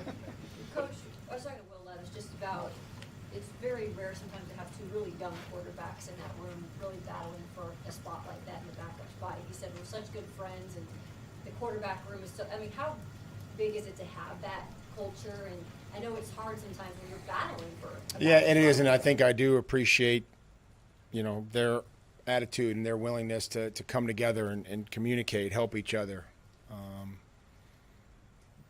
But also understand that when they go out there, they've got a job to do, and that's to compete, and it's to help the team and to help their situation. And I think it's just a testament to them and who they are at the position, and knowing whether, whatever they're called to go in there, they have to go in there. Years ago, you talked about a backup quarterback and compared it to a relief pitcher finishing a game, coming in for the starter. Do you coach it differently with young guys right now battling for that backup spot than when the season Yeah, I starts? think probably it's going to be, right now this is developmental, this is competition, this is you guys are, trying to go earn a starting job. And we probably haven't gotten to that point where, because they are getting, we're trying to make sure that the reps are even and trying to make sure we know when the season comes that, some of those reps aren't, with the offense, they don't get as many of those, and the preparation is probably a little different. So we're not there yet, and so we're just trying to let them go and give them opportunities to go compete. What did you like about Jimmy Murray the first time he was here, and kind of what was the reasoning of bringing him in to Slate camp, or this point in camp, rather? Jimmy's played in the league and smart guy, and with that willingness to one, we got three quarterbacks, and so you'd like to have three lines, because the more when that deteriorates, then somebody's taking more reps, and then more reps leads to potential injury. And so I really want to rep these quarterbacks and give them an opportunity, and so we needed kind of another body, and Jimmy came in, worked out, and did a nice job. Thanks, guys. All right, there you go. That was Titans head coach Mike Vrabel at the podium. We'll react to what he had to say coming up next. Just a reminder, we're live out here at Streetcar Taps and Garden. It's a Castro Pub and Beer Garden in the heart of West Nashville, serving seasonal menus, crafted beer. They've got a bunch of local beers on tap, wine, craft cocktails, and a fully restored turn-of-the-century commercial building that once housed West Nashville's first grocery. We've got ticket pulls every 30 minutes. We've got tickets to give away to Titans games, to Predators games, to a pair of tickets in the Eurozone Club at Nashville Predators games, and a two-night stay at Opryland Hotel, along with Titans home game tickets for our grand prize. So come out here to Streetcar Taps and Garden for your chance to win some tickets. Great things coming up. Caroline, Willy, D-Mase, 102.5, 106.3 The Game. Every day we are live and local. You need to give Ryan Tannehill a 2-year extension. There haven't been too many coaching changes for the Predators. And your source for Nashville sports. I think that's what the Titans need. Players who can score. We are Nashville's best sports talk. 102.5 and 106.3 The Game and the Game Nashville app. What's up, y'all? It's Caroline Fenton here for our friends over at Superbook Sports. Football season is right around the corner finally, and now is the time to place your preseason bets with Superbook in Tennessee. Superbook is the most trusted name in Vegas, and now you can use promo code Caroline, Caroline, to score up to $250 with their first bet bonus. Win or lose, they'll match your first bet up to $250 with promo code Caroline. Will Tennessee win the division this year? Who is your pick for MVP? And which team will win it all in February? Don't sit on the sidelines. Win money this season with Superbook Sports. All you've got to do is super easy. Just simply download the Superbook Tennessee app or visit superbook.com to place your wager today. Football, a $250 first bet bonus, and the Caroline promo code will make you do your own touchdown dance this season with Superbook Sports. So visit superbook.com for terms and conditions. Gambling problem? Call 1-800-889-9789. Catch Sounds Baseball at First Horizon Park tonight at 6:35 as the Nashville Sounds take on the Tampa Bay Rays affiliate, and we celebrate Throwback Thursday. The team will wear our classic 1978 uniforms, and you can enjoy $2 and $4 drink specials all night. Get tickets at NashvilleSounds.com. When looking for quality adult recreational sports in Nashville, look no further than Midstate Sports. With over 25,000 participants, they are one of the largest sports organizations in the Southeast. Summer registration is now open for adult sports like softball, sand volleyball, soccer, flag football, kickball, and basketball. For a full list of adult sports offerings, check out midstatesports.com. It's no debate. Play Midstate. You know it's going to happen, and when your car needs service or repair, remember Mitchell's Mr. Transmission on Gallatin Road, just north of Briley Parkway. Now here's Jim Mitchell. Our fleet vehicle program is a great benefit to all the fleet companies in Nashville. We are able to get their vehicle back on the road a lot quicker than the downtime of most dealers and most general repair shops, simply because we have the transmissions available. We're able to put priority on their vehicles to get them back on the road quickly. You know it's going to happen, and when your car needs service or repair, remember Mitchell's Mr. Transmission on Gallatin Road, just north of Briley Parkway. Real estate investors, get ready for an incredible opportunity. D&M Development is thrilled to announce the Phase 1 presale of 16 non-owner occupied short-term rentals in Nashville's exclusive resort-style community, the New Cumberland. Nestled between Germantown and East Nashville, this exceptional location offers stunning views of the city and the Cumberland River. Each unit features spacious kitchens, 4 bedrooms, and 4 baths, providing the ultimate luxury experience for your guests. Resort-style pools and a wide range of amenities. Don't miss out on this exclusive investment chance. Visit thenewcumberland.com for more information and secure your spot in this extraordinary community. Want to see our smiling faces? You can watch us on Twitch, Twitter, YouTube, and Facebook Live. We are good to go. Presented by Superbook Sports, voted #1 sportsbook in Vegas. Having some fun in the midday. Yeah, that's awesome. This is Caroline, Willy, and D-Mase on 102.5 and 106.3 The Game and the Game Nashville app.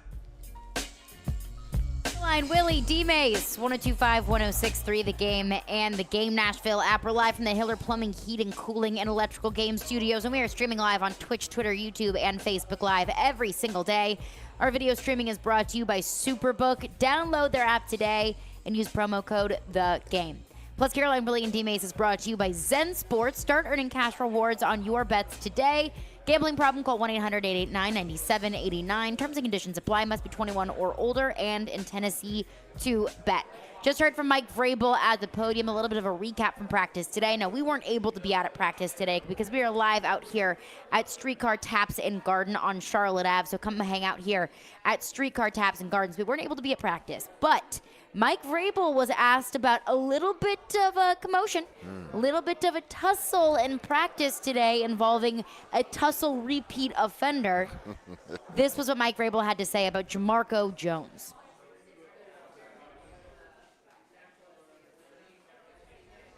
If we have that clip from Mike Vrabel. So essentially, a couple days ago in practice, it was Jamarco Jones versus Jeffrey Simmons, where Jamarco Jones very stupidly threw a punch at Jeffrey Simmons. So Jamarco Jones got kicked out of practice. Jeffrey Simmons was sent to the sand pit, which I'm guessing is just like timeout.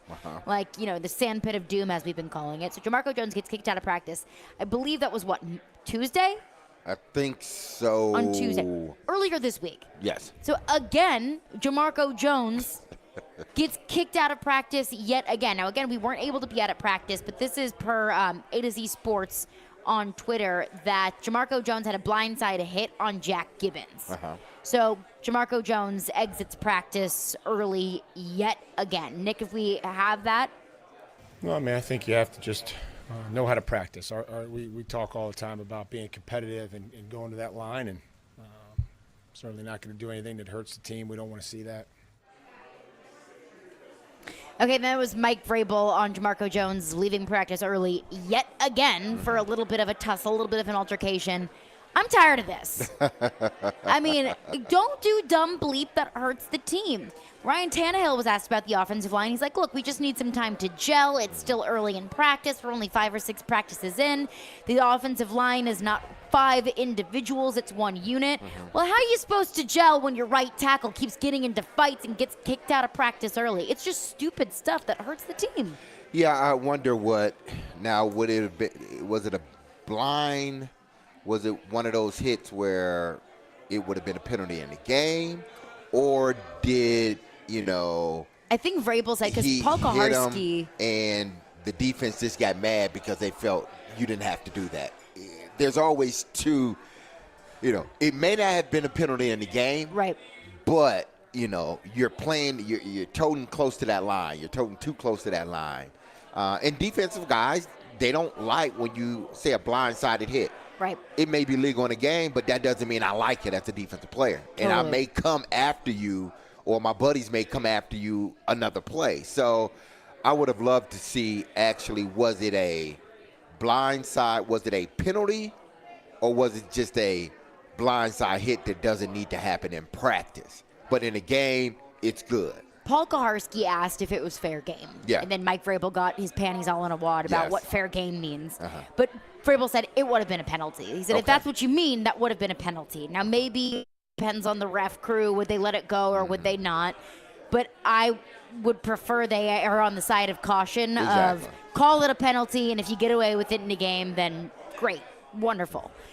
So I would assume that it was probably a penalty. And Azeez Al-Shaair was the one who kind of defended Jack Gibbons and kind of, came up with to Jamarco Jones a little bit. Situation wasn't intense. Yeah. Apparently it de-escalated quickly per A to Z Sports. But I go back, whatever it was, whether if it was a penalty or not, or if it was a intense kind of fight or not, which it sounds like it wasn't. This is the second time this week that this has happened with Jamarco Jones, and in a critical position when it's also not even his position to begin with. There's still a little bit of a right tackle battle going on for those first 6 games of the season now that Nicholas Petit-Frere is out. So it's dumb. It's stupid. Don't do it. Yeah, he's picking up, and without me seeing it, just listening to it, I like it for this reason. Mm-hmm. He's setting the tone. He's setting the attitude. This is the same thing that Taylor Lewan was doing many years ago, setting an attitude, setting the tone. And everybody else, the rest of those 4 guys, they pick up on it. Now, you don't want to go and get penalties as you're doing this, right? But you do want to set a level of physicality that they understand. Like, listen, y'all ain't just going to be coming up here running up on me or running up on us.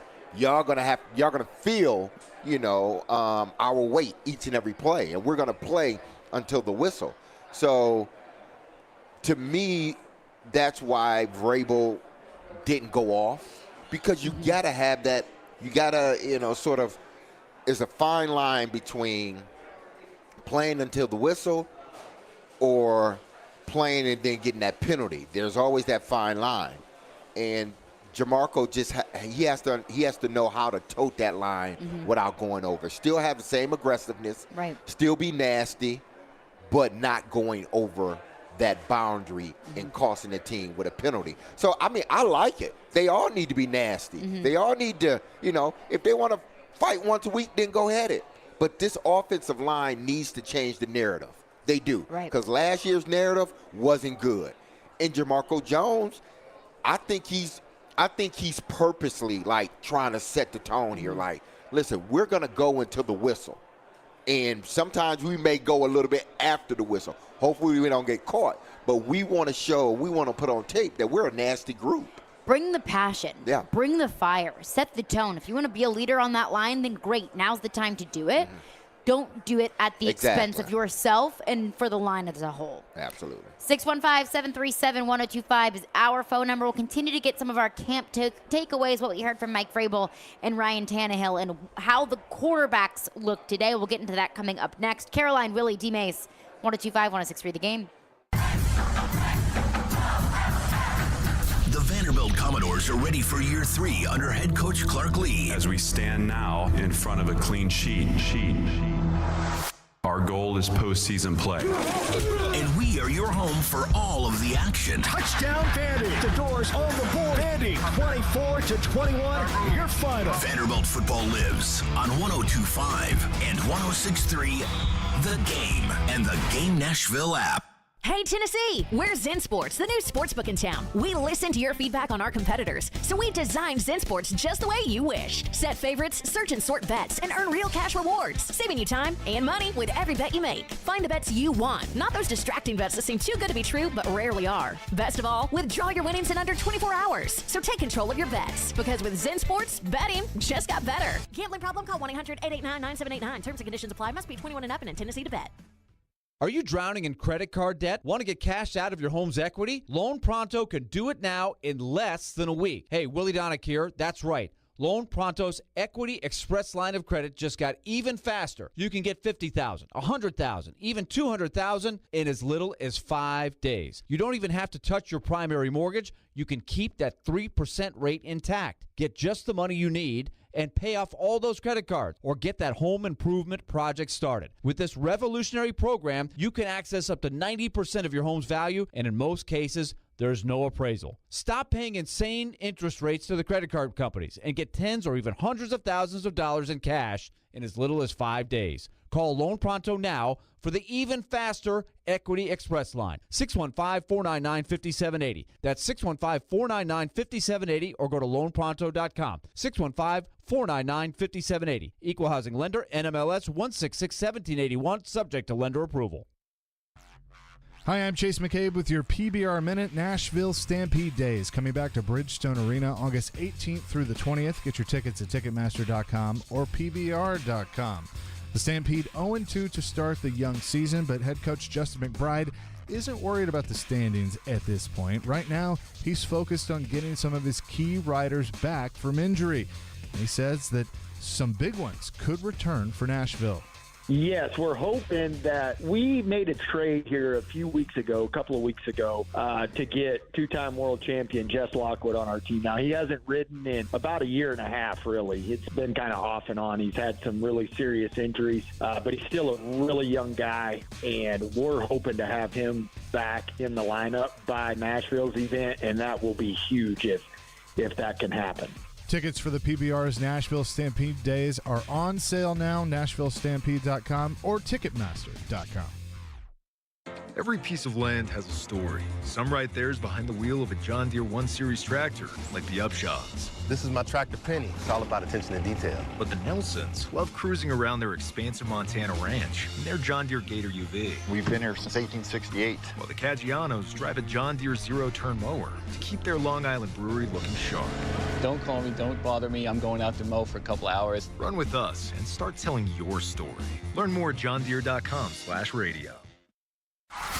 94.9 The Fan is your home for Hit City. Tonight, your Nashville Sounds continue their 6-game series at First Horizon Park against Durham. Swing and a miss, strike three. Sounds win. Pre-game at 6:20. On your home of Nashville Sounds baseball. 94.9 The Fan and The Fan app. Hey, this is Pete Weber. You're listening to Nashville's best sports talk. ESPN 102.5 The Game. Are you always on the go? We've got you covered. Download the Game Nashville app from your app store and listen to us wherever you are. Robbie Stanley, Joe Rexroad. It's Chase McCabe. Caroline, Willy, D-Mase. Dominic Cavity. We are Nashville's best sports talk. Good station. I listen to it all the time. 102.5 and 106.3 The Game and the Game Nashville app. Mike, how much do you trust Malik more this year operationally to make the right reads, compared to how he was last year as a rookie? Well, I don't think it does us any good to go back and say where Malik was or how far he's come. I think that he's competing. I think he's much more comfortable. I see a much more confident player, and therefore it's easier to coach him. I think that's been the thing here. It's just been easier to coach him because he does have just a greater knowledge, and understanding, a comfort level, and there's mistakes like every other player, but it's been easy, I think, to coach him because he kind of knows maybe before you bring something up, or even ball security when he's scrambling and he's trying to leave the pocket and making sure that there's two hands on the football or whatever it may be. So not really focused on where he was, focused on where he's at now, and making corrections and continuing to improve. And threw one in there, stood in there today. I mean, got the center and the nose guard and the running back standing on his lap, and he, flicks it in there to Racy, and a tight window, and had to put some steam on it to Josh, who made a great catch. So there's going to be a lot of things that are positive, and there'll be some things that Tim and Charles will get cleaned up. There you go. That was Mike Vrabel on what he saw from the backup quarterbacks today, and Will Levis and Malik Willis.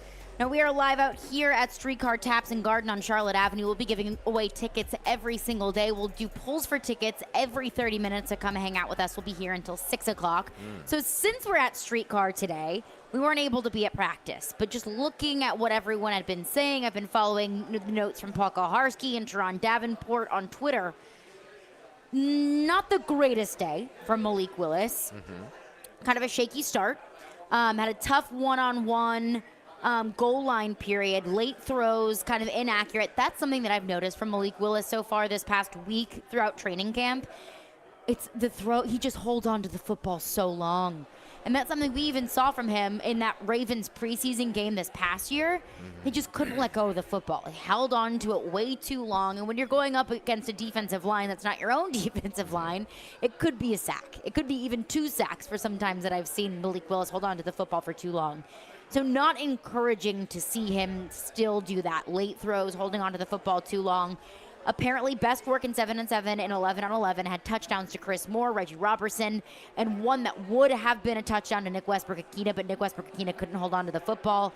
And then rounded out practice with a bad interception over the middle to Carter. So some good things, some not so great things from Malik Willis, and I believe that was his first interception so far in practice. Well, I mean, you're going to get that. You're going to get some days that are really good and you're going to get some days that are not so good. Yeah. Again, you just want to stack more good days on top of one another than bad days. So I'm not too surprised. You know, you just want him to be able to, one, you know, have the command of the huddle, have the command of the team when he's out there, knowing where everyone is, and anticipating a little bit quicker. He's going to have to consistently work on that because this is a guy, you know, like a lot of quarterbacks out there, young quarterbacks out there, you know, they are being told what to do at the line of scrimmage, who to throw it to, so they don't have to think too much. Well, once you get in the NFL, the coaches are not, they don't have these big, you know, bulletin board things on the sideline telling you where to throw it to. They're not talking to you in your headset prior to, you know, the play going off. Hey, look at the defense. This is where I want you to throw it. No, you got to figure that stuff out on your own. It comes with practicing and learning in the classroom. So he's going to have to speed that up. And I think that will be a continued battle for him because those are years of bad habits. I'm not going to say necessarily bad habits, but those were years of habits that he has built up that he now needs to break because it doesn't work consistently in the NFL. You can't wait for guys to get open consistently. You got to anticipate it, read it, react, and throw it. Will Levis, on the other hand, trying to find a little, some more tidbits on Will Levis today. This coming in from TD. He said Willis had some good placements to Josh Wiley across the middle. Another one of my biggest takeaways today, offensively at least, because, you know, like Malik Willis is going to have his good days. He's going to have his bad days. Like we said, we can evaluate individual days. We can pick up on breadcrumbs, and we can take away overall themes that we've seen day over day and practice over practice. One of those themes being Malik Willis just needs to get rid of the football. On the other side of that, Will Levis needs to work on the touch a bit. But one of those things that I'm not going to overreact to just one day, but some things that I'm picking up is the offensive line. The offensive line still had a tough day today. Well, I mean, I'm sure we're going to get, as camp goes on, we're going to get days like that. Again, the offensive line is still gelling. They're still trying to figure out one another. They're still trying to trust one another. So, people, we're going to have days like this. This is sort of the good and the bad with camp. The good is you get to know basically minute by minute what's going on in practice. As much as you can because they are not allowing you to forecast everything. But the good part about it is we get to know like what's going on. But the bad part about it is we get to know what's going on every day. So we get the mistakes and everything else. So you know, there's no need to panic. You know, again, it's just hopefully they're stacking more good days than bad days. If we were not getting, you know, an everyday update on what's going on in practice, maybe we wouldn't have some of the feelings that we do have, some of the concerns. But we have people out there that are doing a great job, that are giving us minute-to-minute things that are going on, or hour-to-hour things that are going on. So we're gonna form our own opinion based on what they're telling us. 615-737-1025 is our phone number. We'll get your thoughts, your questions, your comments and concerns and reactions to practice today. But we've heard that the defense kind of dominated the offense yet again today. But at what point does the offensive line need to start making those progressions? At what point does the offensive line need to start showing signs of being game ready versus, hey, it's early in camp? We'll get into that coming up next, what Ryan Tannehill had to say about that. Into that coming up next. Caroline, Willy, D-Mase. And you can tune into the Chase McCabe Show and our show, Caroline, Willy, and D-Mase. Tomorrow, we'll broadcast live from Titans training camp. We'll get player interviews, and we'll deliver the latest updates with Titans practice as the team preps for the 2023 season. Coverage of Titans training camp is presented by Simmons Bank Open, Parman Energy, Caudill Vet Clinic, and the new Cumberland Development. Mid-State Sports summer registration is going on now. Adults can register as an individual or bring their whole team for softball, sand volleyball, soccer, flag football, kickball, and basketball. For more info, visit midstatesports.com. It's no debate. Play Mid-State. Hey y'all, it's Courtney with Parman Tractor and Equipment. Warmer months have you working overtime? Be sure to visit Parman Tractor and Equipment for all your New Holland tractor and bush hog needs. Swing by our store at 3570 Dickerson Pike in North Nashville or give our sales team a call. We're now offering 0% financing for 72 months on select New Holland tractors. Get the brands you trust from a local dealer like Parman, always ensuring totally outrageous customer service. Visit ParmanTractor.com for the best deals on equipment, New Holland tractor, bush hog, and more. Parman Energy is your one-stop petroleum solution across all of Tennessee, offering turnkey petroleum solutions for professionals in major industries, serving trucking fleets, construction companies, industrial plants, and more. Whether a large corporation or owner-operator, Parman Energy has your diesel fuel, lubricant, DEF, and equipment needs. No matter how you're getting there, start with Parman. Visit ParmanEnergy.com for more info. Your Tennessee petroleum solution, providing totally outrageous customer service. Trust your pets with Caudill Vet Clinic in East Nashville in the heart of Inglewood for compassionate care and your fur baby's optimal health. From vaccinations to health checkups with on-site pharmacy, teeth cleaning, grooming, and state-of-the-art surgical procedures, trust Caudill Vet, now offering boarding. Visit CaudillVetClinic.com to learn more. We know you love your pet. And at Caudill Vet Clinic, pets are family. For over a century, local broadcasting has evolved with the needs of the community. We move past the stigmas of opinion journalism and bring the most relevant news online, on air, and on the go. You have trusted us with your news, sports, weather, and entertainment. Trust us to keep moving with you. Text radio to 52886 and tell Congress local broadcasting is here to stay.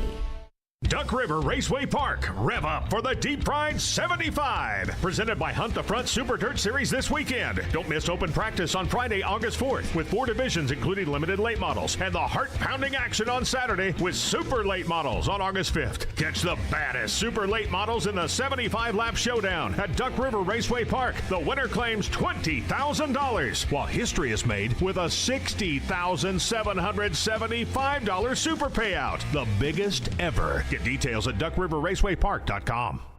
If it's important to Nashville, I'll put it out right now. It's important to Jared Stillman. Like, that's it. He's not afraid to ask the tough questions. Something is going on, and the question is, what does it mean? Or give the strong opinion. And just needed the bozo offensive coordinator to stop ruining the quarterback. Stillman and Company. Weekdays at 2 on 102.5 and 106.3 The Game and the Game Nashville app. This is Caroline, Willy, and D-Mase on 102.5 and 106.3 The Game and the Game Nashville app. The defense was able to rake a few more balls maybe than you would like out in the sessions today. What do you say to your guys after seeing the film of those situations?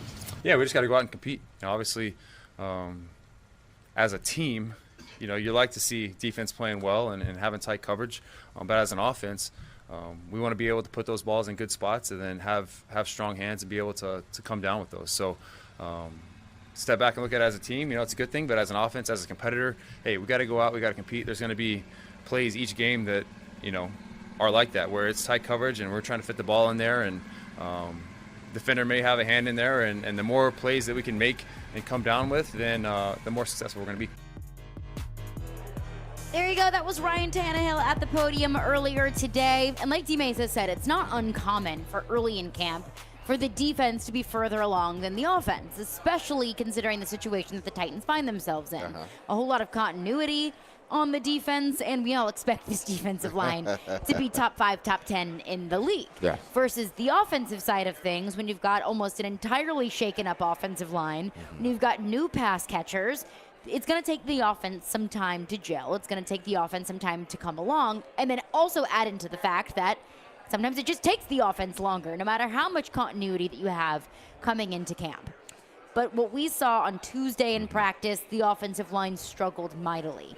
And that's what we've been hearing today as well. Again, we weren't able to be at practice today. We are live out here at Streetcar Taps in Garden on Charlotte Avenue. We're giving away tickets every 30 minutes, so come hang out, grab some food, grab some beers. Got a bunch of local beers on tap.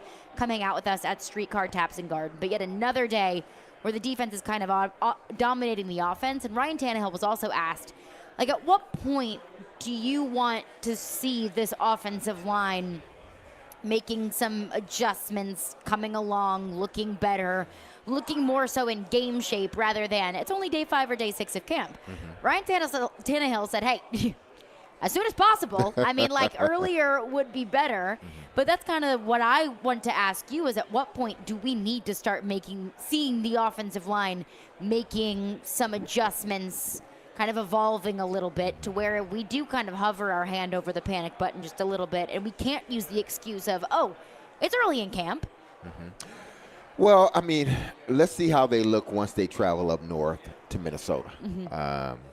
How does this offensive line look playing against another defense? Yeah. If you start to see them look better, then, okay, we are working towards something good here.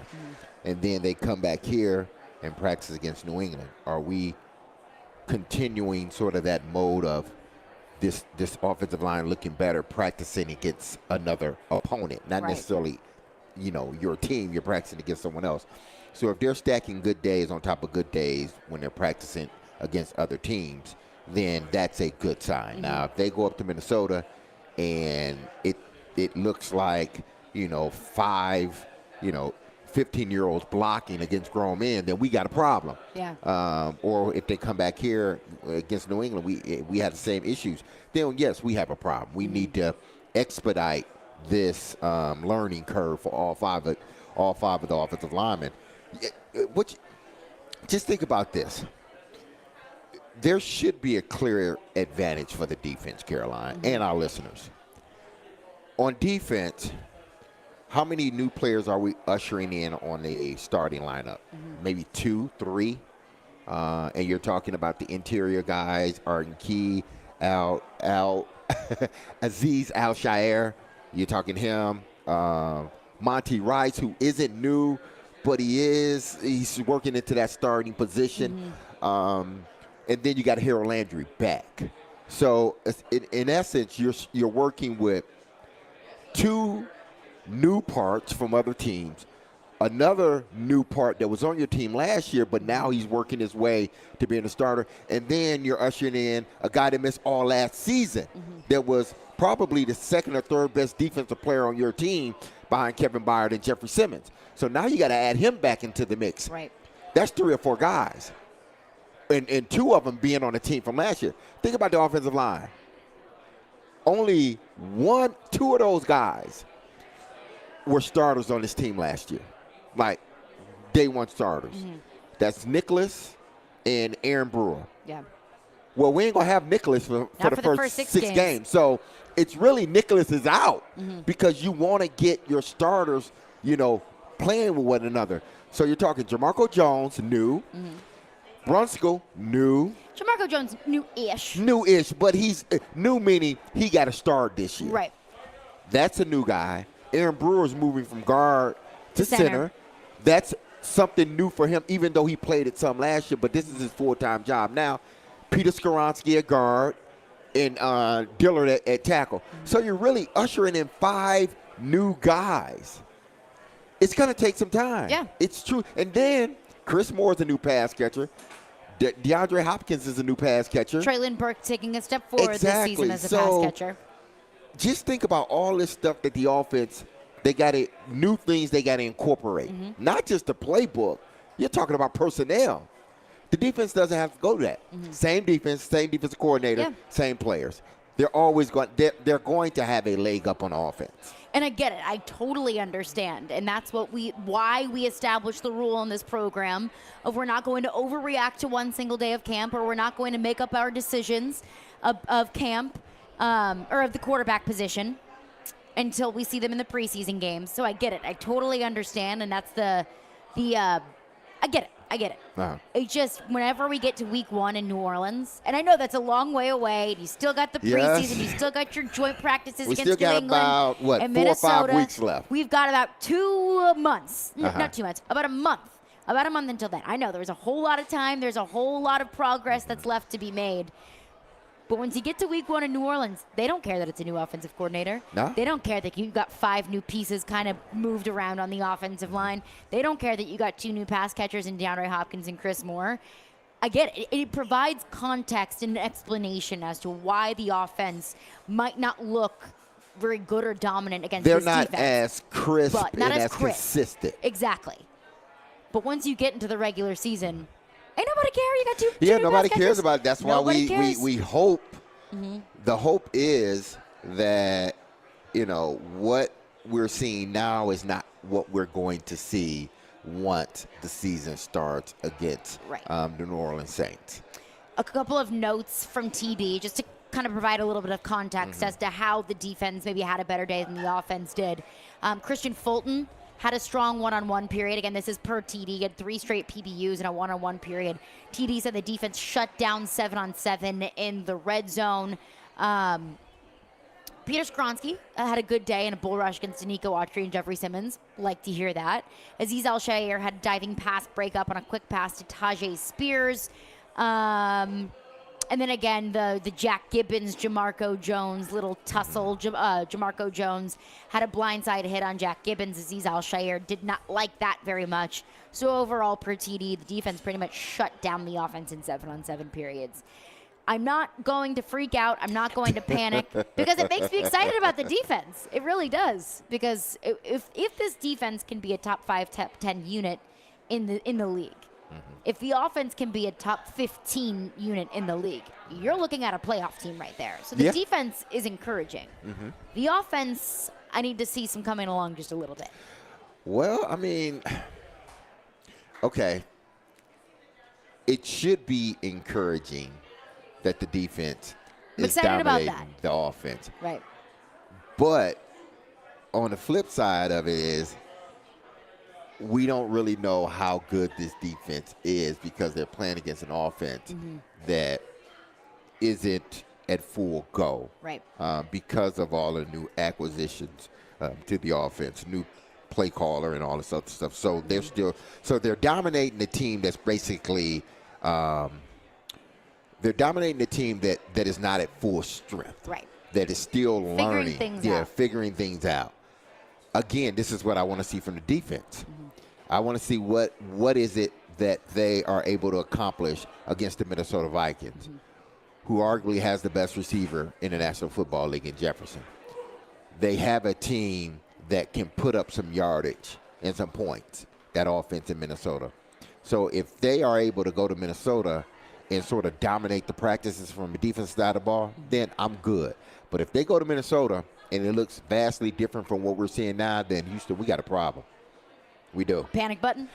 I'm not going to say panic button. Hovering? But yeah, it's like, listen, they need to gel too, just like the offense. And hopefully, come the first game of the season, or when they come back here to practice against New England, maybe it's a little bit better, So to me, it's a wait-and-see game with both sides of the ball. The defense has shown that they can dominate the offense, but the offense is handicapped in a sense. Right. They're still working their way uphill, and defense is coming downhill. We got an offense that is struggling. So both of these teams, both sides of the ball, I believe, are ultimately needs to show, once they practice against somebody other than themselves, that they can hold their own. That's what I want to see from both sides of the ball. But I am encouraged by the defense. Excited about the defense. Yeah. 615-737-1025 is our phone number. Coming up next, we're going to take a quick Titans breather because there is yet another chapter in the saga of conference realignment. What does that mean maybe for a team that a lot of people in Nashville could be a fan of? We'll get into that coming up next. Hey, 1025 and 1063 The Game has your chance to win single-day passes to the Bourbon and Beyond Festival in Louisville, Kentucky, Thursday, September 14th through Sunday, the 17th. Text in the keyword GAME, G-A-M-E, now to 615-737-1025 for your chance to win a pair of passes to the Friday show featuring the Killers, Duran Duran, and so much more. 1025, 1063 The Game. ElectronicExpress.com. We make it happen. Hey, Tennessee, when you bet on Zen Sports, the new sportsbook in town, you get the best reward possible. Cold, hard cash. You bet with your own money, so why accept anything less from your rewards program? With Zen Sports, you earn cash on your bets, cash on your referrals bets, and a welcome bonus. You guessed it, cash. So stop settling for Vegas rewards when we're in Tennessee. Cash in your old sportsbook for Zen Sports. Your wallet will thank you later. Zen Sports. Betting just got better. Gambling problem? Call 1-800-889-9789. Terms and conditions apply. Must be 21 and up and in Tennessee to bet. When the game goes into overtime. But the game goes into overtime. The choice to enjoy is easy. Easy to drink, easy to enjoy. Pick up Bud Light at your local convenience store today. Enjoy responsibly. Anheuser-Busch Bud Light Beer, St. Louis, Missouri. Houston Clinic Orthopedics at TriStar Skyline offers world-class orthopedic care. The doctors at their Dickerson Road location specialize in general orthopedics, arthroscopic surgery for general orthopedics and sports medicine, hip, knee, and shoulder, as well as hand, wrist, and elbow trauma. They offer same-day appointments, too, so you can get back to enjoying life sooner. Schedule your appointment now at tn.houston.com. Conveniently located at the TriStar Skyline Medical Center in Nashville. When experience matters, trust Houston Clinic Orthopedics. Your Game Center update. This is Nick Frazier with your Game Center update. Later this evening in the NFL, it's the Hall of Fame game. The New York Jets versus the Cleveland Browns. Kickoff is set for 7 o'clock tonight. In other news, last night in the MLB, the Miami Marlins went to extra innings with the Philadelphia Phillies. In the 12th inning with bases loaded, Jesus Sanchez was at the plate. Jesus Sanchez is a fly ball, a ground ball that sneaks through, something away from winning this thing for Miami. Looper, left field, base hit! The Marlins win it in the bottom of the 12. They have done it. Down 5-0. They storm all the way back. A little magic in Miami on a Wednesday. Later this evening, it's Throwback Thursday at First Horizon Park as the Nashville Sounds look to get a bounce-back win after losing 6-9 last night versus the Durham Bulls. You can listen to the game on 94.9 The Fan. You're listening to 102.5 and 106.3 The Game. For more, follow us on Twitter at 1025 The Game or visit theGameNashville.com. Live from the Hiller Plumbing, Heating, Cooling, and Electrical Studios. WPRT-FM Pegram, WPUC HD2 Laverne. Ross Chastain will be first to finish in the Ally 500 at Nashville Super Speedway. Nashville's exclusive home for NASCAR. 1025 and 1063. Checkered flag is in the air. Man, this is a win in the cup race. The Game. A Cromwell media station. Covering your teams and the news of the day. Ladies and gentlemen. This is Caroline, Willy, and D-Mace. Who is pleasant to listen to. With Caroline Fenton, Willie Donick, and former NFL wide receiver Derek Mason. You are hands down my favorite radio personality of all time. On 1025 and 1063, The Game and the Game Nashville app. With no further ado. Caroline, Willy, D-Mase, 1025, 1063, The Game and the Game Nashville app. We're live from the Hiller Plumbing, Heating, Cooling, and Electrical Game Studios, and we are streaming live on Twitch, Twitter, YouTube, and Facebook Live every single day. Our video streaming is brought to you by Superbook. Download their app today and use promo code THEGAME. We are live out here at Streetcar Taps and Garden on Charlotte Avenue in the Nations. We'll be here all day long. We're also giving away tickets all day long. So if you come hang out here with us, You can win some tickets to Preds games, Sounds games, Three Doors Down, Guns N' Roses, Depeche Mode, Thomas Rhett concert tickets, and so much more. Plus, we'll be giving away our grand prize, a pair of tickets to a Titans home game, a pair of tickets in the Eurozone Club at a Nashville Predators game, and a 2-night stay at Opryland Hotel with access to sound waves. Make sure you come down to Streetcar Taps and Garden and register for the grand prize before it is too late. Again, we'll be here until 6 p.m. Just heard from Mike Vrabel, Monty Hooker, Ryan Tannehill at the podium. The Titans back out on the practice field today. We'll get back into some Titans talk. But before we do that, D-Mase, have you ever just, you've had something super busy, and then you finally get to sit down, kick your feet up, and relax? Then your phone starts buzzing, and it's something else, and you're like, are you kidding me? Just when I thought we were done with this, here we are, we're back again. That's how I feel with conference realignment. I'm sure. Because just when I think, all right, fine, we're settled, it's something else. It is something new. On Tuesday, George Kliavkoff, the Pac-12 commissioner, announced a potential media rights deal that would give Apple TV streaming rights to the Pac-12, that was going to be their media agreement. Now, when you look at the rest of the Power Five, the ACC has their deal with ESPN. The Big Ten has their massive billion-dollar deal with NBC and CBS and Fox. The SEC has their multi-million-dollar deal with ESPN. The Big 12 just negotiated their deal with Fox and with ESPN. And minimum of the rest of the Power Five, those schools are making at least $31 million. That's what the Big 12 is making. The Big 10 schools are making upwards of $50 million a year. This Apple TV deal with the Pac-12 would pay each member school about $20 million. So a massive gap and a massive difference there. So when I heard that, when I said, okay, if Pac-12 is going to put their games behind a paywall, stick a fork in the Pac-12 because they're done. And I just wondered, when does the day come where an Oregon or a Washington or other Pac-12 member schools are like, look, we're getting out of this total bleep storm, and we're going to find a more stable home.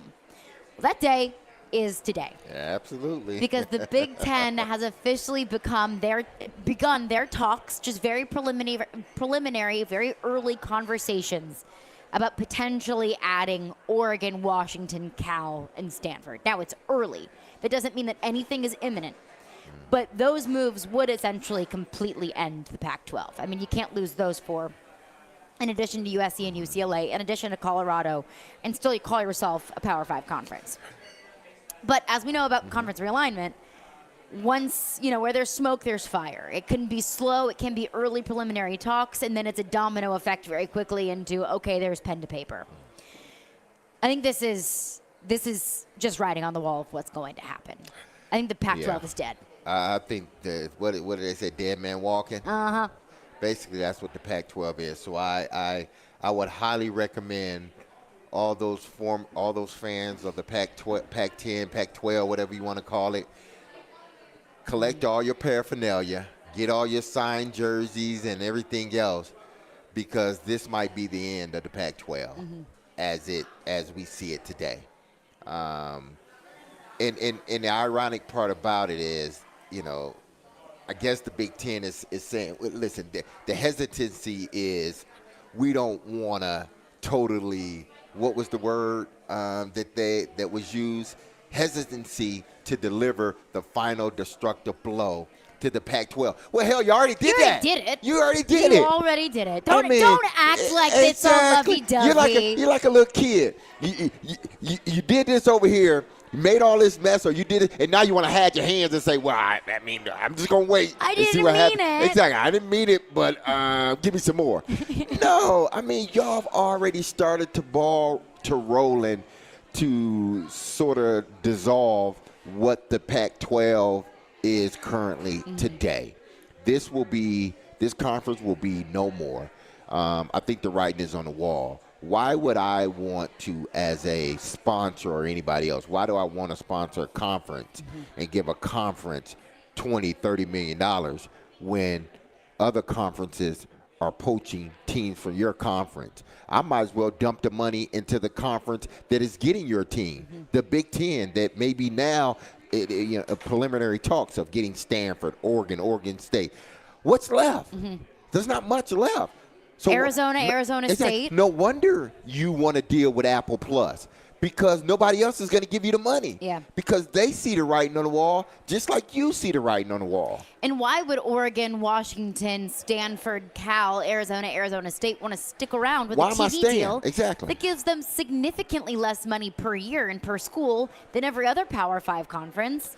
Well, only reason they stay, if indeed they don't go, which I can't see that. I can't see them staying there. But, okay, let's just say if they do stay. It would only be because you get an automatic bid. That is the only thing. You can get an automatic bid. How valuable is that versus money? Whenever we're in an right. NIL It's arms not. race. But I totally see that perspective. Like, let's say if I'm Oregon or Utah, I can look at it and say, I mean, I'll probably go to the college football playoff every single year. Exactly. Because our conference is smaller than every other Power 5 conference out there. And, that in and of itself is very valuable. But then at what point do we get into the point where Utah and Oregon is frustrated? They have to split up all of their college football playoff money with Cal and Stanford whenever they're not really doing much to pull their own weight. And is that just as valuable as the $20 or $30 million extra that you would get with your Big 12 media rights? And you're right. I don't see that scenario happens where they're taking, automatic bid over money. I just brought that up because that's a way. Only way. It's like, man, what your last ditch effort? What are we gonna do?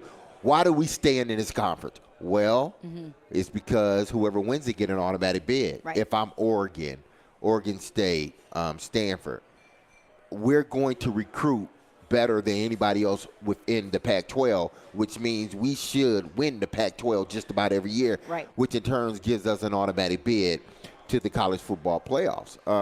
So that's the only reason. And I don't even think that would keep them there, because ultimately, what happens? Ultimately, money wins over everything. And then once those, say if two of those teams leave, do we consider the Pac-12 a Power 5 conference after that? I don't know how you can. I don't really consider them now that when UCLA and SC leaves, they're borderline Power 5, borderline. And I know that you could probably look at that in the same way with the Big 12 and say, well, without Texas and Oklahoma, what are they?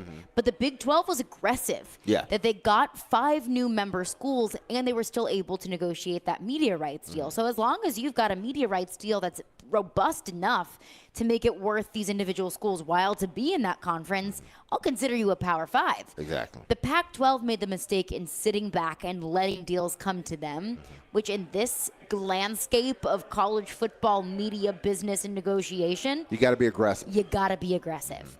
But I do wonder, now that the Big Ten has started these conversations, now they're early, they're preliminary, and one league spokesperson says this doesn't mean it's imminent, it just means we're having these conversations. But I think that we've learned enough that that once it starts to come up, once it starts to be an idea, it really kind of starts rolling into fruition. Like a couple of years ago, when it was even brought up the possibility of Texas and Oklahoma joining the SEC, it wasn't wow, I wonder if this is going to happen. It's a wink, wink, nudge, nudge. This is going to happen. Not when, not if. It's just when. Yes. So I view that in the same lens with the Big Ten. It's not if, it's when. So if/when the Big Ten adds Oregon, Washington, Cal, and Stanford, where does the SEC go? We'll get into that coming up next. Plus your thoughts as well, 615-737-1025. Hey, Superbook Sports invites you to a special UFC post-match party with Dustin Jacoby after the fights on Saturday night at Landshark Bar and Grill in Margaritaville. On South Broadway, you can follow Superbook Sports on social media for more information. Caroline, Willy, D-Mase, 102.5-106.3 The Game. All the big plays. And we are done. Vandy 24-21. All the big stories. I'm sure Vandy will be a much better team if Clark Lee is the coach. All in one place. We are Nashville's best sports talk. 102.5 and 106.3. What a stop by UC Sarah. Then he wouldn't end up on my team. Driving his way to victory lane. I think that's the right strategy. The Game and the Game Nashville app. Happy rainy Thursday, everyone. This is D-Mase, and I'm here to tell you about Zen Sports, the new sports betting app in Tennessee, revolutionizing sports betting rewards. What if I told you, listen, what if I told you this, that you're wasting your time and your money, which is important, betting on any sports book that's not Zen Sports. It's just a waste of time if you're not. Zen Sports offer real cash reward for those lucky enough to be in Tennessee, and that means no funny money, points, or credit. For a welcome bonus, earn 5% cash back on every bet you place for your first 15 days with the code D-Mason. Unlimited 5% back on your bets with the code D-Mason. That's D-M-A-S-O-N. And earn up to 3% cash back on your bets after that with the Zen Sports loyalty program. So make the switch today and start betting on Zen Sports. Your wallet will thank you the minute you do it, and days and months and weeks after that. Gambling problems, call 1-800-889-9789. Terms and conditions apply. Must be 21 years or older to bet in Tennessee. Zen Sports, betting just got better. The team at Mercedes-Benz of Music City have done it again. Here's Edwin Vickery to explain. 4-time recipient of Best of the Best. Less than 10% of the dealers in the country receive this award. How did you do it? We say culture eats strategy for lunch, because we can strategize all we want, but unless you have the right culture and chemistry in the dealership, it will not work. Live the dream at Mercedes-Benz of Music City, mbofmc.com.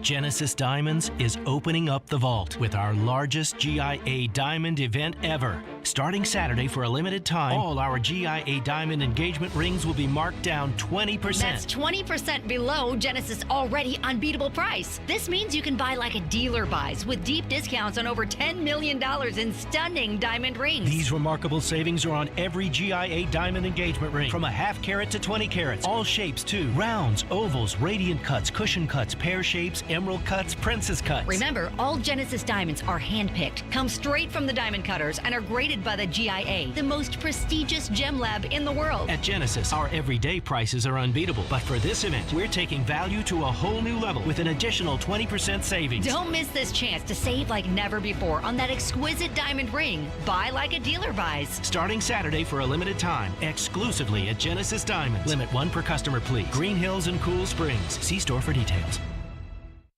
Your home reflects you, your style, your choices. That's why purchasing a home is not just financially significant, it's personal too. At F&M Mortgage, we understand clients need a loan that's just as personal, one that fits you with service from a local lender who lives right here. Yes, we offer competitive rates and low closing costs, but we also know home financing should be more than just numbers. Come see us at one of our branches or online at myfmbank.com. F&M Bank, banking made easy on purpose. Member FDIC, equal housing lender.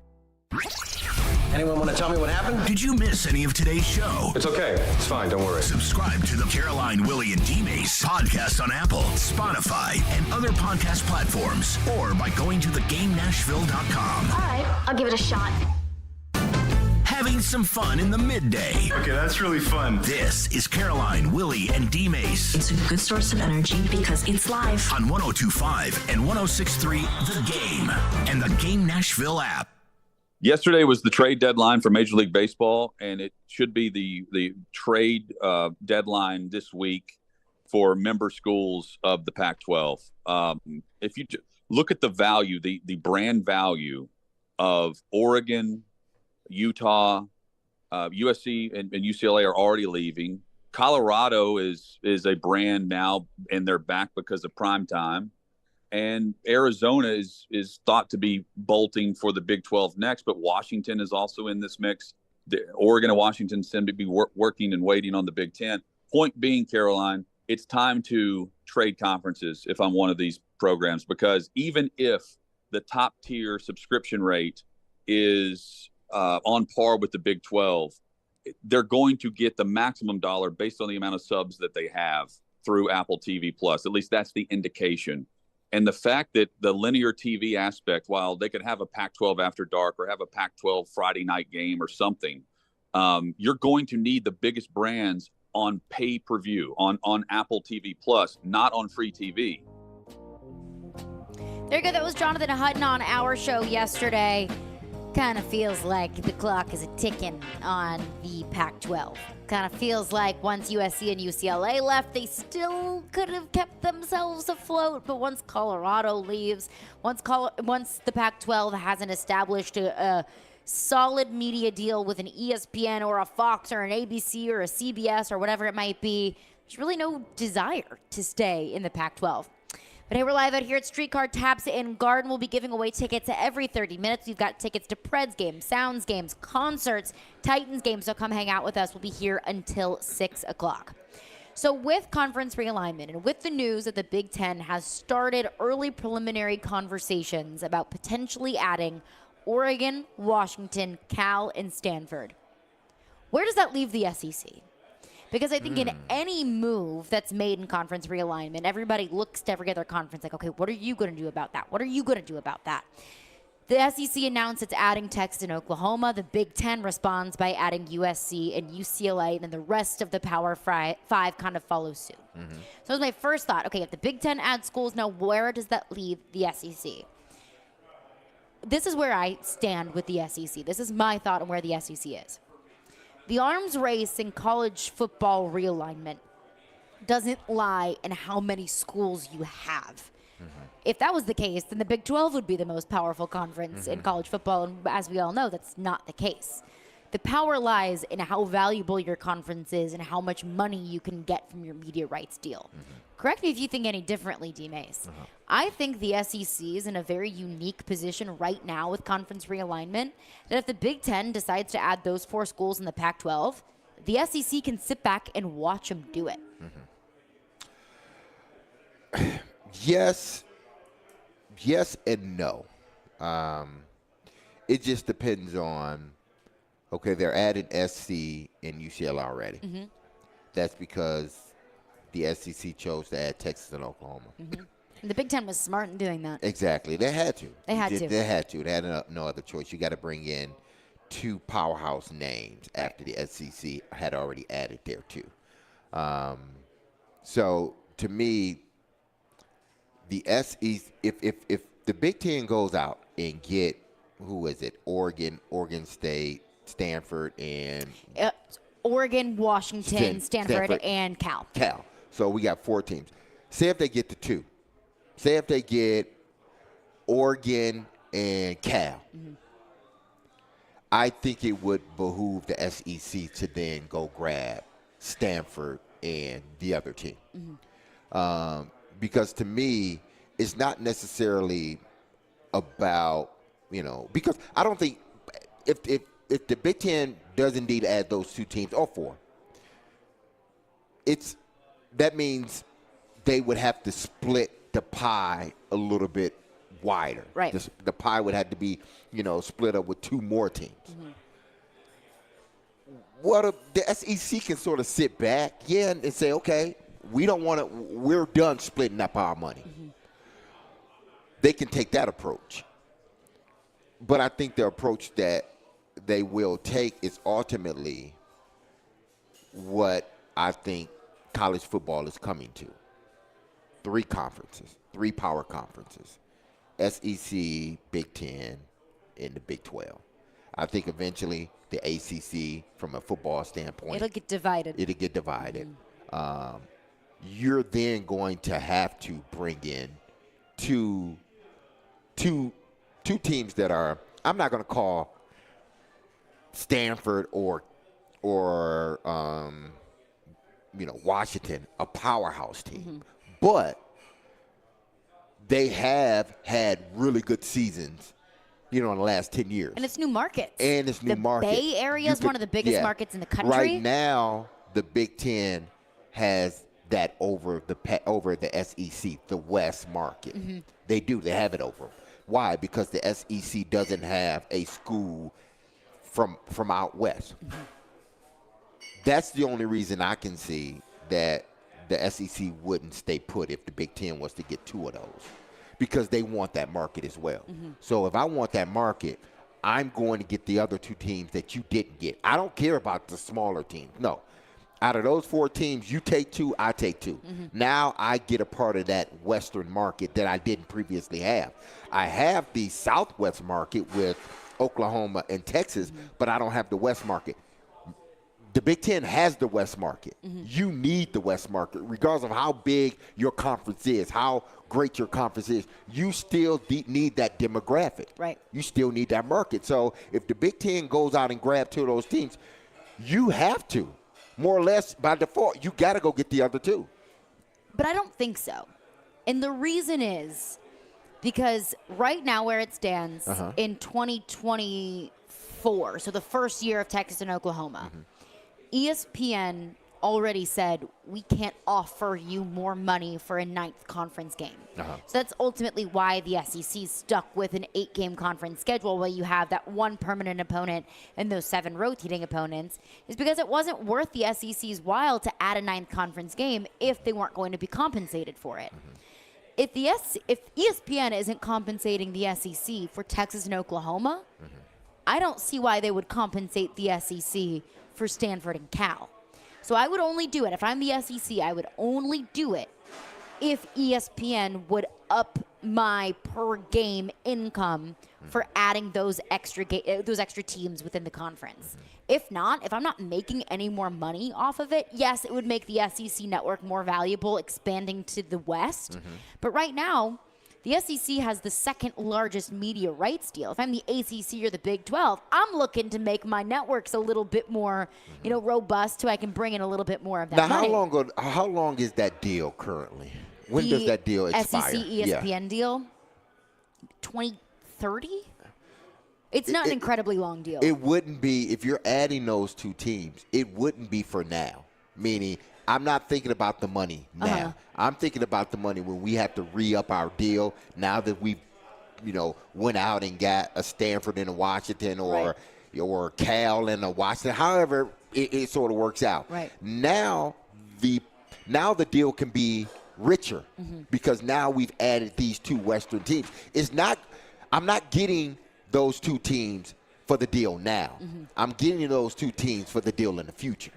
And then you also, and it's a very fair point that you bolster up the conference now, so that way in 2030, 2032, whenever you're renegotiating those media deals, you're like, we have some of the biggest markets in the country, ranging from Texas to Florida to the Bay Area. But not even in football, basketball too now.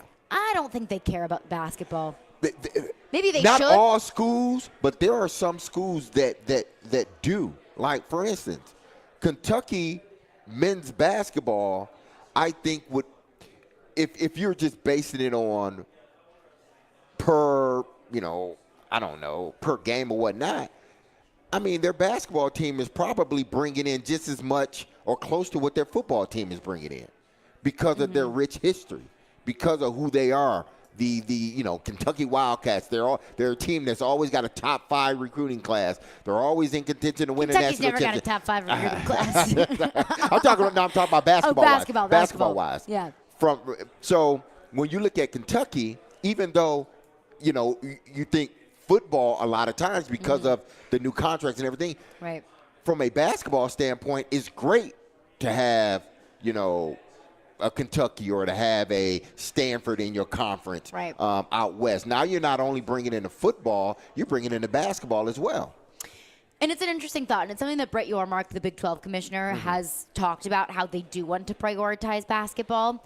But I think with the SEC as currently constructed, I think with the media rights deal that they have, and with Greg Sankey's repeated emphasis on we want to focus on 16 teams, we want to stay at least in a geographical sense that actually makes sense.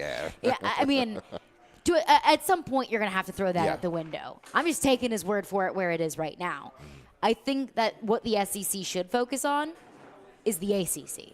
When can you start to poach ACC schools? Because Florida State has already said, help, But it's a little bit harder. It's a little bit harder to poach from the with ACC their media rights deal through the 2036. Pac-12, yes. Totally, 100%. Because now the Pac-12 is facing an expiring media deal.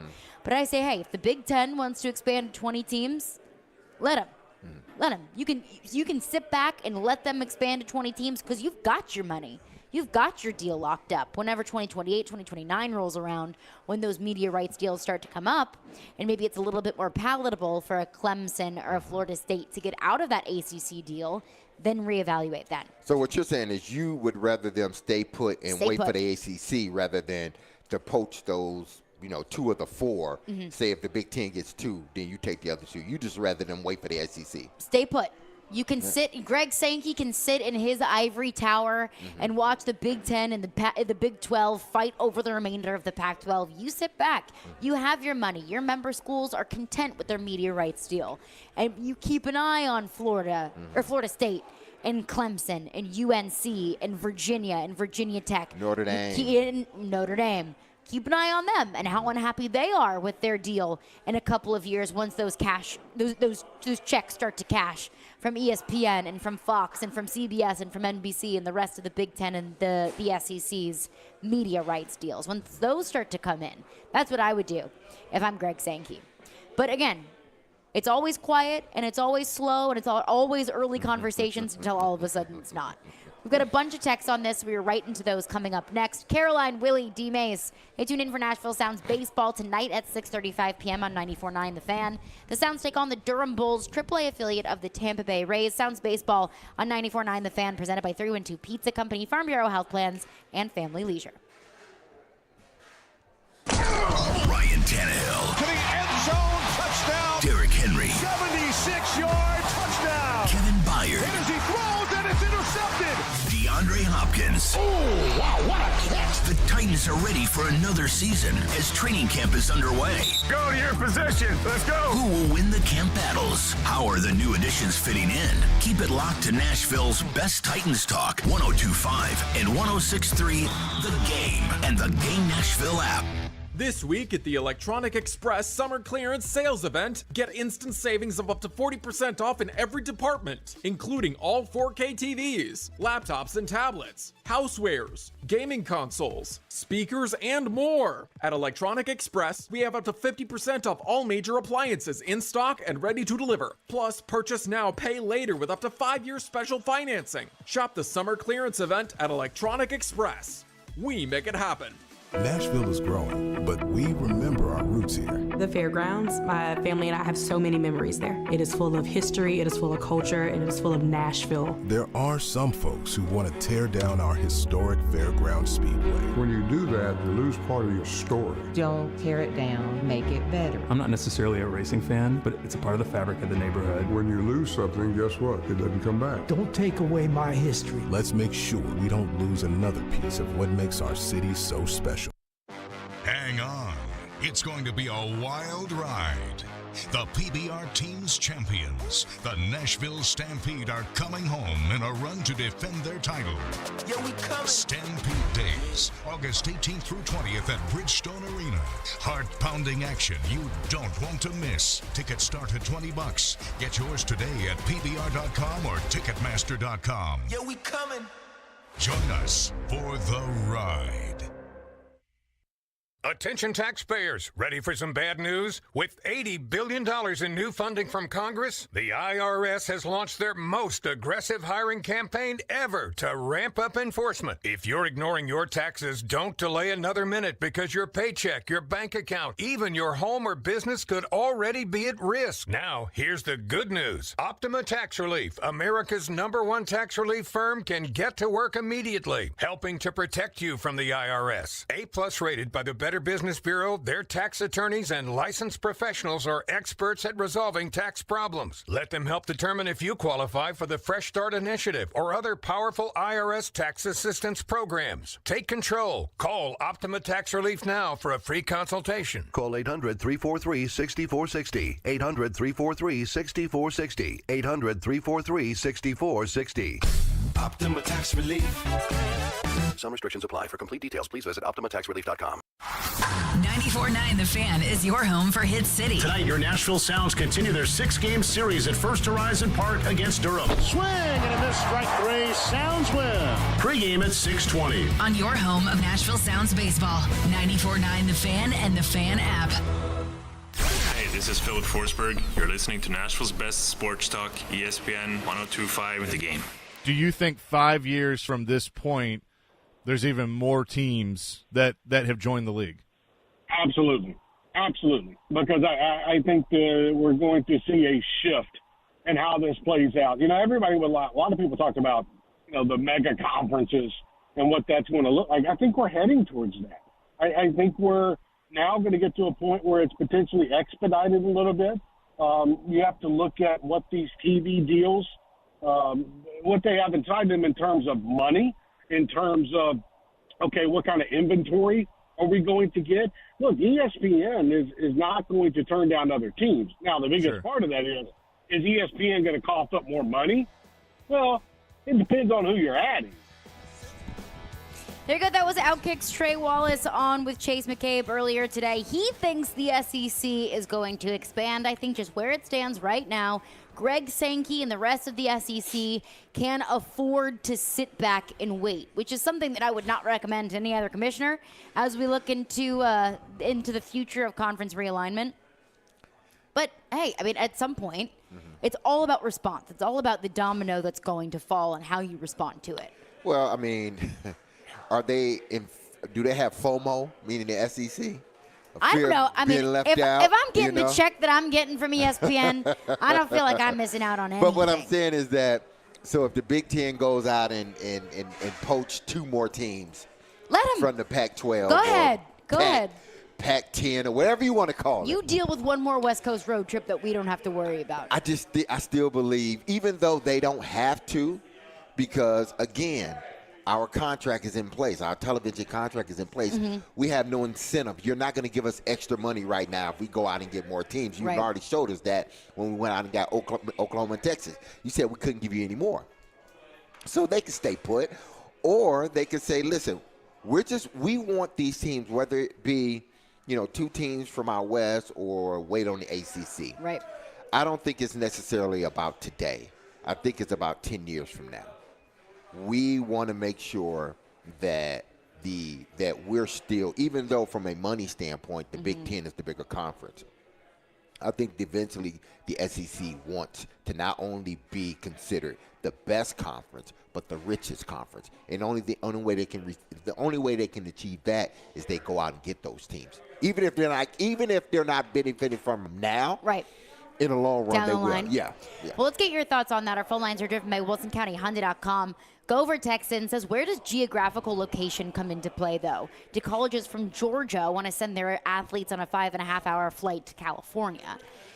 We've had those discussions. When USC and UCLA left the Pac-12 to go to the Big Ten, where they're going to be going to Wisconsin and Iowa and New Jersey, geography just completely went out the window. Damn geography. But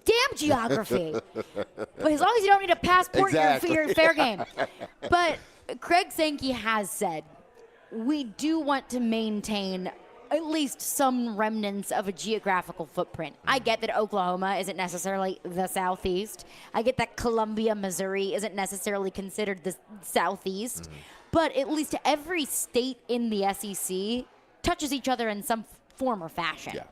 So I'll take Greg Sankey's word for it. That can change at the drop of a hat. He says that he wants to focus on their 16-member teams for now. That can change at the drop of a hat. I do think that's something that Greg Sankey is prioritizing. And there are obvious hurdles that come into play, like the cross-country team. When Rutgers cross-country competes against UCLA, I don't want to be the one that has to figure out those logistics of getting a bus from New Jersey to L.A. No, they got to get them a plane. They got to spend the money to get to the plane. That's an extra added cost. That's the cost you got to pay. Right. When you're talking geography, I think it's gotten way past. It's money. Yeah, it's about money. Money is their geography. if my money is long enough to reach over there, then that's our geography. Right, exactly. That's all we care about. But to your point about waiting on the ACC, that may be a better move in a sense. Now, we can go out and if you're going to take two teams, we could take two teams, but what we're really waiting for is Florida. Why? Florida State, excuse me. Why? Because they're still in the same region. We're waiting on the Clemson. Why? Because it's sort of still in the footprint of what we consider, sort of our reach in regards to the Southeastern Conference.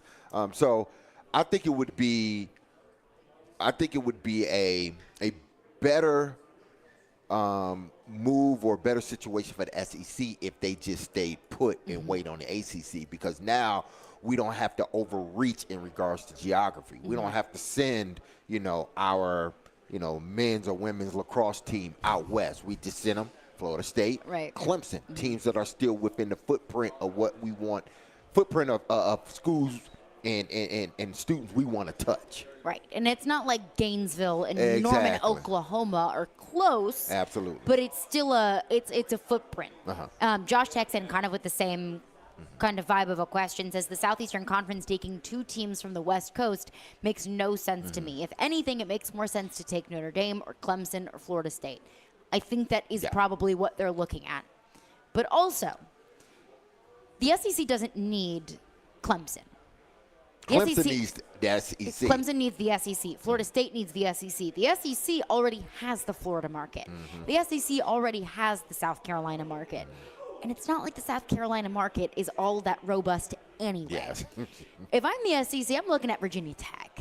I'm looking at UNC. I'm looking at adding the Virginia and North Carolina markets.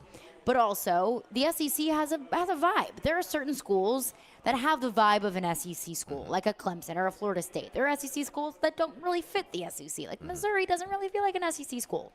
So you kind of have to bring that into play. Is the right fit? And also, financially, how does it pay off? Because adding in a Virginia Tech, I think, would bring in more dollars and new cable providers than a Florida State, where the SEC already has the footprint, staked its claim because of Florida and whatnot. So I mean, it's all a puzzle piece that each conference is trying to strategically put together, and they're trying to put it together, to sort of set themselves up to be the power conference amongst the three, because that's again, essentially, I believe, and this is just my thought, I believe truly it's going to come down to three conferences. It's going to be a Power 3, no more of this Power 5 conference stuff. It's going to be a Power 3 conference within the next 10 to 15 years. This is going to be three conferences. I think you're probably right. The SEC and the Big Ten will probably absorb the ACC. Yeah. The Big Ten and the Big 12 will probably absorb the Pac, whatever's left. Yeah, exactly. And everyone else is just left to fend for themselves. Chris in Lewisburg, Texas says, just like most everything else, college football is being ruined by the lust for money. I hear that a lot. The college football is being ruined. It's just different. It's not ruined. It's gotten better, actually. It's gotten better. Yes. And it feels different at this point in time. Like on August 3rd, college football feels different. But you tell me, when you turn on your TV on October 15th on a Saturday morning and you watch Alabama, Texas A&M, it doesn't feel any different. No, it doesn't. Now, I mean, for the purists out there, the old schoolers that love the way college football was prior to all this realignment. I love when the Big Ten was the Big Ten. There's 10 schools. Exactly, 10 schools in the Big Ten. I love that. But I've seen, the Big Ten grow. I've seen the SEC grow. And not once did I say, man, the product is getting diluted. The product is not good anymore. I said the contrary. The product is better. Yeah. So I can understand when someone says, it's sort of messing with the integrity of college football and college sports. I get that, because now you're adding in money, and once you add in money, the purity of things sometimes leave, and it's all about money, not necessarily, the kids and just watching, young men and women grow in their sport. But even with that, it's gotten better from play, from college football, college baseball, college basketball, men and women. It all has gotten better. Mm-hmm. It has. It really does feel like it has. Exactly. And I think that you could make an argument that the SEC has never been in a better place than where it is now. You could also make the argument that the SEC has never been in a worse place if you're looking at it from a college football purist perspective. Absolutely. So I understand both sides. Absolutely. And I just think at this point, like, we need football. We need football games, because at that point we're going to stop worrying about conference realignment and media rights deals and NIL and money and all of these off-the-field issues that we're working with through college football. Once games start, we're talking about, all right, who's got the better quarterback? Or, all right, this guy's hurt. Who's going to step up? We're going to talk about which coach is on the hot seat. We're going to talk about actual football issues. I think right now we're just starved for football. Last one, Allie in Bellevue texts in, says it's about TV money. 100% correct. These realignments make no sense, except when talking about a school's brand, specifically their football team's brand. It's not about fans being able to get to games, cross-country teams, or wins. That's another thing.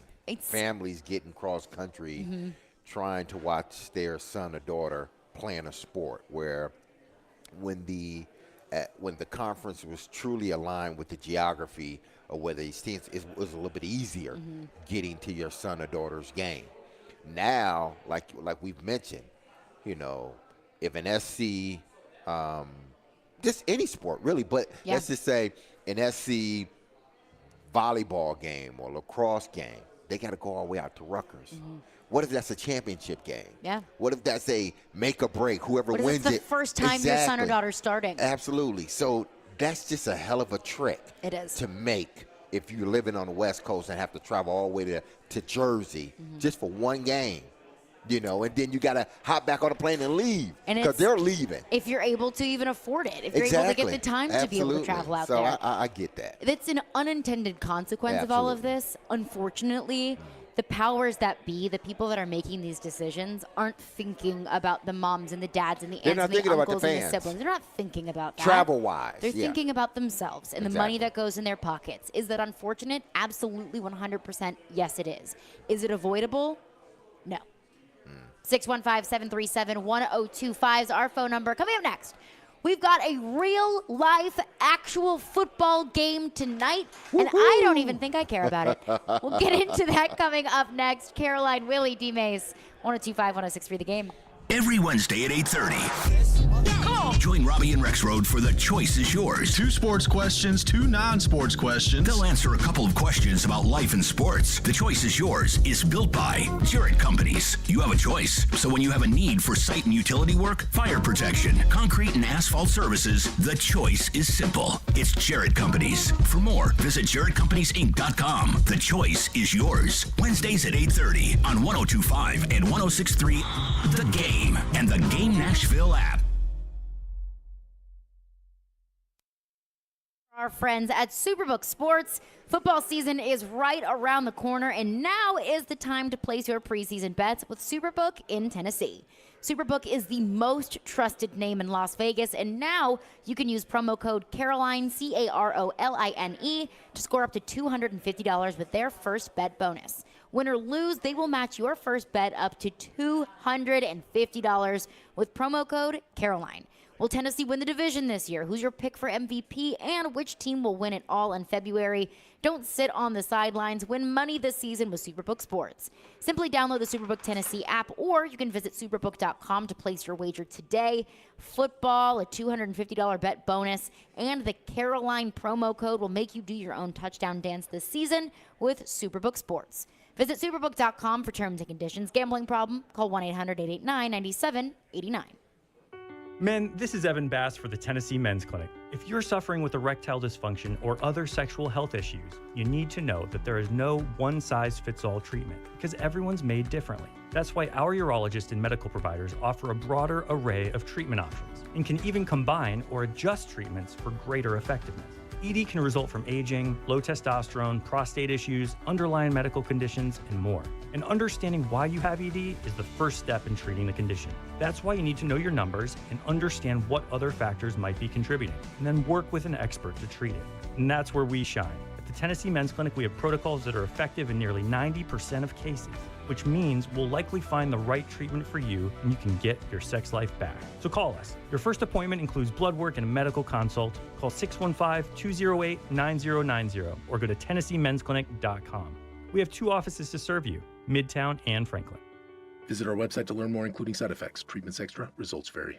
If you're hiring, it can feel like you're trying to find a needle in a haystack. You can hope the right person comes along, or you can just use ZipRecruiter. And now you can try it for free at ZipRecruiter.com/radio. In fact, ZipRecruiter has helped a lot of business owners find their needle in a haystack, like Marco, president of operations at Telly Tires and Auto Centers. Because Telly Tires has grown a lot in the last few years, Marco needed to hire everyone from a receptionist to a store manager to a head mechanic. ZipRecruiter helps me find all the right people, even the most difficult jobs to fill. ZipRecruiter helps me keep my business running. Take it from Marco and millions of other businesses who've used ZipRecruiter. ZipRecruiter can help you find the needle in the haystack.